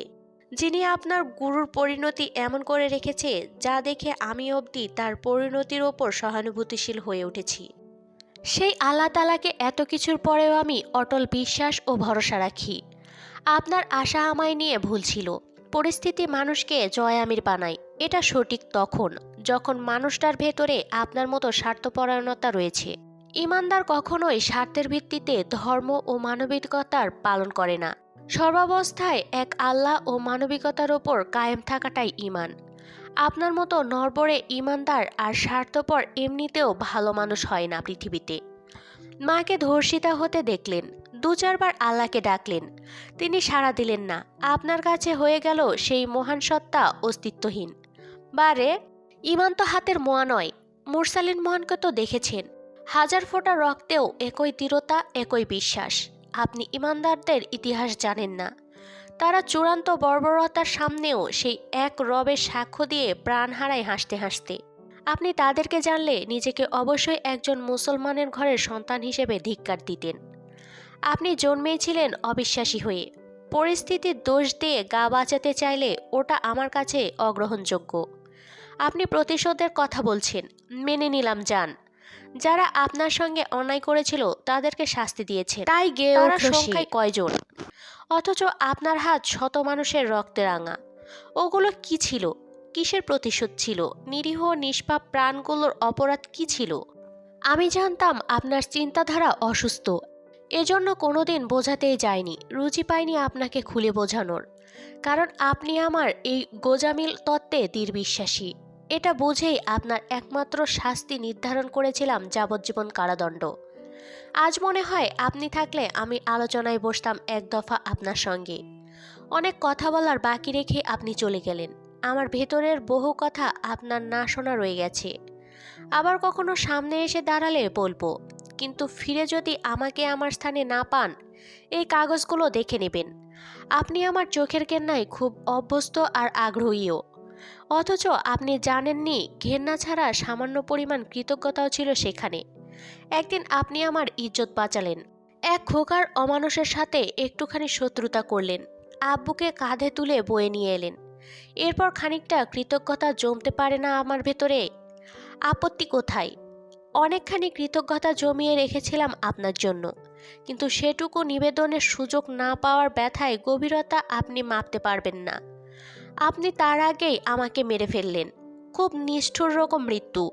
সামান্য ছাড় দিলেন না। আমি কেন দেব? কেন? আপনি যদি থুতুর যোগ্য হয়ে সামান্য থুতু বরদাস্ত না করতে পারেন, আমি কেন সব কিছু বরদাস্ত করে আপনাকে ছাড় দেব? আমার এই জীবনের দায় কার? আজও রাস্তায় বেরোলে গুঞ্জন শুনতে পাই জয় আমিরের বউ যায়, অথচ আমার কোথাও আপনি নেই। আপনি এই জগতের কোথাও নেই যেখানে গিয়ে আমি আপনার বিশাল বড় কলিজাটা ছিঁড়ে এনে আমার কলিজার আগুন নেভাতে পারি। আমার ভেতরে প্রতি মুহূর্তে আপনাকে সামনে রেখে হাজারো আলাপ পাড়ার জেদ ওঠে, কিন্তু আপনি নেই। কেন? আপনি নরক স্বীকার করে পাপ করলেন, আমার জীবনটা নরক করে সেখানে পৌঁছালেন। কারণ আপনি জয় আমির হিংসুটে। আপনি ঠিক গুণে গুণে আপনার জীবনের সকল বৈশিষ্ট্য আমাকে দিয়ে গেছেন, যা আপনি বয়ে গেছেন। আজ আমি ঠিক আপনার মতোই নিঃস্ব, কাঙাল, আত্মচিৎকার গেলে হেসে বেড়ানো জীবনময় আত্মা। আমি আপনাকে ক্ষমা করব না, কখনোই না। আপনি চাইলে সব ছেড়ে ফিরতে পারতেন, আমি নাই বা মানলাম। আপনি বেঁচে থাকতে পারতেন, আপনি কোনোটাই করেননি। আপনার ক্ষমা নেই। যতবার আপনার কথা উঠবে আমি বলবো জয় আমির আমার আসামি, তার স্থান কেবল আমার কাঠগড়ায়। যার কেস আমি লড়ে যাব আজীবন, কিন্তু শুনানির রায় আসবে না কখনো। তো সিনিয়র, যা বলতে আজ কলম তুলেছিলাম, সামনের মাসে আপনার বড় সাহেবের বন্ধ হওয়া কেস ফাইল আবার খুলতে যাচ্ছি। আমার প্রথম কেস হাতে নিতে যাচ্ছি। আজ আপনি থাকলে কি করতেন জানি না। হয়তো আমায় থামাতে চাইতেন, আরেকবার বদনাম করে অথবা মারধর করে আটকে রাখতেন কোনো বন্দিশালায়, জানি না। তবে আমার পরিকল্পনা খুব একটা ভালো নয়। আমি খুব খারাপ কিছু করার চেষ্টা করব আপনার বড় সাহেবের সঙ্গে। নিজের সন্তানের খুনি হিসেবে নাকি অনেকগুলো প্রাণের নাশক হিসেবে বলতে পারছি না। এইটুকু লিখে উঠে পড়ল অন্তু। অস্থিরতা ঘিরে ধরল খুব তাকে। উঠে গিয়ে বেলকনির গ্রিলে মাথা ঠেকিয়ে আনমনে গুনগুন করে উঠল। মাঝে মধ্যেই তার কানে ভেসে আসে আজকাল একটি গানের দু চারটি কলি, তাই গেয়ে উঠল। না জানি কোন অপরাধে দিলা এমন জীবন, আমারে পোড়াইতে তোমার এত আয়োজন। সুখে থাকার স্বপ্ন দিলা, সুখ তো দিলা না। কত সুখে আছি বেঁচে, খবর নিলা না। আমি ছাড়া কেউ নাই আমার দুঃখের পরিজন, আমারে ডুবাইতে তোমার এত আয়োজন। পাড়ার অথবা কর্মক্ষেত্রের মহিলাদের খুব চিন্তা তাকে নিয়ে। সেদিন একজন জিজ্ঞেস করলো, তুমি বিয়ে করবা না? মাহেজাবিন বলল, আমি কি অবিবাহিত? কত প্রশ্ন জবাবহীন অবস্থায় দিনরাত চক্রকারে বয়ে যায়। মাহেজাবিনের বড় কৌতূহল জাগে জয়নাল আমিরের স্ত্রী অর্থাৎ জিন্না আমিরের মায়ের ব্যাপারে। সেই নারীটি কে, কোথায় থাকেন, জীবিত অথবা মৃত, জানা হয়নি কখনো। সে কিসের অপরাধে এই জীবন পেয়েছে তাও অজানা। তার কোথাও কেউ নেই। মূলত এক শিশু ও জোয়ান একটি নারীর ভার বইতে তার এই বেঁচে থাকা। অবশ্য বেঁচে থাকার কোনো নিশ্চয়তা তার নেই। অবরুদ্ধ নিশীথ কখনো ফুরোয় না, কেবল চক্রাকারে ঘুরে বিভিন্ন বিন্দুতে স্থির হয়। এই শহরে রোজ চলে ঘটা করে অবরুদ্ধ নিশীথের খেলা। রূপকথা মাহেজাবিনের কাছে বেশ কিছু মাস ছিল। তার শরীরে যে সকল ক্ষতের দাগ পলাশের বদলতে ছিল তা ঢেকে গেছিল কারাগারের অযাচিত উন্মাদ অত্যাচারে। ইনফেকশনের প্রভাবে ক্ষত থেকে পুঁজ ও রক্ত পড়ার ঘটনা নিয়মিত ঘটে উঠছিল।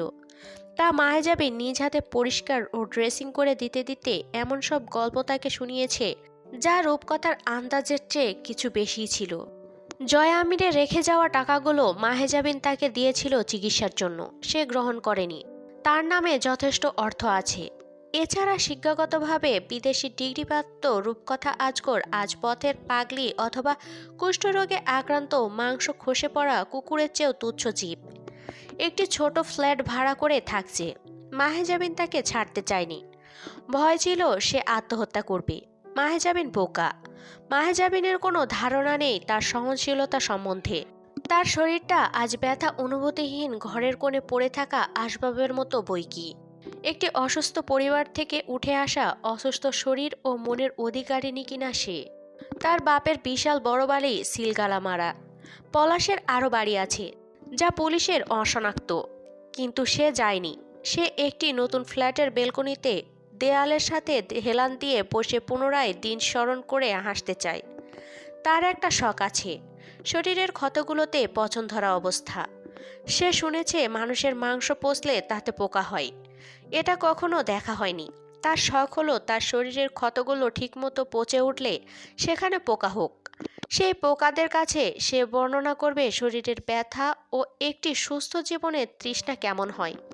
তার মস্তিষ্ক খুব বেশি অনিয়ন্ত্রিত হতে গেলে সে দৌড়ে অন্তুর কাছে চলে যায়, অন্তিকের মেয়ের সাথে খেলে। এই তো সেদিন তার মনে হলো সেও নারী, জরায়ু আছে, গর্ভধারণ ক্ষমতা আছে, তার বিয়েও হয়েছিল, হতেই পারত তার এমন একটি সন্তান। পরক্ষণে নিজের ভাবনায় হেসেছে সে। সবাই কেন সব ধরনের আকাঙ্ক্ষা রাখবে? মাহেজাবিনের ভয় সে যখন তখন আত্মহত্যা করতে পারে, কিন্তু সে কখনোই আত্মহত্যা করবে না।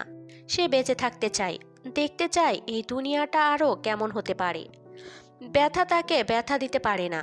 সেক্ষেত্রে তার চেয়ে শক্তিশালী আর কে আছে? এমন শক্তিশালী নারী সে মরবে কেন? সে বাঁচতে চায়। এই তো সেবার পরাগের ফাঁসি হলো না, তাকে কারা যেন বাঁচিয়ে নিল। বাঁচিয়ে নেবার বদলে পরাগের কাছে তার ত্রাসের ব্যক্তিত্ব কেনা হলো। সে কারাগার থেকে বেরিয়ে আবার ফিরল ত্রাসে, কিন্তু এবার সেই ত্রাসের সাম্রাজ্য তার অবৈধ বাপ বা পলাশের নয়। এবার অন্যের জন্য সে কেবল কাজের কাজই। পরাগ রূপকথার সাথে জোর করে থাকে, রূপকথার ফ্ল্যাটেই থাকে। রূপকথা যুদ্ধ ঘোষণা করেছিল না থাকতে দেওয়া নিয়ে। পরাগ গ্রাহ্য করেনি, করার কথাও নয়। রূপকথার পরাগ ছাড়া এবং পরাগের রূপকথা ছাড়া তো কোথাও কেউ নেই। একই বাপের সন্তান হিসেবে চিরকাল রূপকথা পরাগের বোন। রূপকথা বললেই পরাগ রূপকথাকে একা ছেড়ে দেবে কেন? কোর্টে আসা যাওয়ার পথে বেশ কয়েকবার তার সাক্ষাৎ হয়েছিল মাহেজাবিনের সাথে, কথা হয়নি। কেবল চোখ ভরে দেখেছে সে জীবন ঝরে ক্ষতবিক্ষত হয়ে তবু নীরের গন্তব্যে পৌঁছে যাওয়া অ্যাডভোকেট নারীটিকে। কয়দিন পর নাকি হামজার কেস আবার রিওপেনের কাজ হাতে নেবে অ্যাডভোকেট সাহেবা। পরাগ সাহায্য করবে বলে ঠিক করেছে, নৈতিক উপায়ে না হোক অনৈতিক উপায়ে। হামজার কেস আবার রিওপেন করাটা নেহাত সহজ কাজ নয়, প্রাণের ঝুঁকিসহ অসীম হয়রানির পথ। তবু এই কাজে হাত দিতে সে বদ্ধপরিকর। এবং সেই দিনের দুদিন আগে মাহেজাবিনের দরজায় কেউ এলো। তখন মাগরিবের নামাজ শেষ হয়েছে সবে, গোধূলি লগ্ন যাকে বলে। মার্জিয়া দরজা খুলে একটি নারীকে পেল, চিনতে পারল না, সে দেখেনি কখনো। ভেতরে ঢোকার তাড়া নেই নারীটির মাঝে। মুচকি হেসে জিজ্ঞেস করলো, তুমি সে নাও যার কাছে আমি এসেছি। মার্জিয়া ডাকে অন্তুকে। মাহেজাবিন দরজার কাছে যায়। নারীটি আপাতমস্তক তাকে দেখে। একটি সাদাটে নীল শাড়ি পরা, চোখ দুটো কি ভীষণ গম্ভীর আর ব্যথাসিক্ত। মুখের গড়ন দেখলে বলতে মন চায় বড় যত্নে সাজানো সুশ্রীর চেহারাখানা। একবার তাকালে আবার তাকিয়ে দেখার ইচ্ছে জাগা চেহারা থাকে কিছু, তেমন চেহারা মাহেজাবিনের। ঘাড়ের কাছে হালকা কোকড়া চুল পেঁচানো একটি খোপা। মাহেজাবিনও চিনল না নারীটিকে, কখনোই দেখেনি সে। নারীটির মুখে স্মিত হাসি, চোখ দুটো তাকে দেখছে অপলোক। বয়স কত হবে, 40-এর বেশি। আটপৌরে করে শাড়ি পরা, তার ওপর একখানা কাতান ওড়না জড়ানো, মাথা মুখ আবৃত তাতে। মাহেজাবিনকে দেখে মুখে ধরে রাখা ওড়নার প্রান্ত ছেড়ে দেয়ায় মাহেজাবিন দেখতে পায় এক অনন্য চেহারার নারী। একটু সামান্য সাজগোজে শৌখিন বোধ হয়। চোখের কাজল, ঠোঁটের সামান্য লিপস্টিক, তাই বলে। মাহেজাবিনকে দেখা শেষ হলে নারীটি মৃদু হেসে জিজ্ঞেস করে, তুই তাহলে জয়া আমিরের বউ? মাহেজাবিন হ্যাঁ না কিছু বলে না। সে বুঝতে চায় নারীটি কে, কেন এসেছে তার কাছে। লেখিকা এখানেই তার উপন্যাস সমাপ্ত করেছেন এবং লিখেছেন, উপন্যাস বা উপাখ্যান কখনোই সমাপ্ত হয় না, কেবল কোথাও শুরু করে কোনো এক পর্যায়ে থেমে যেতে হয়। তাই আমার সমাপ্ত লিখতে ইচ্ছে করে না।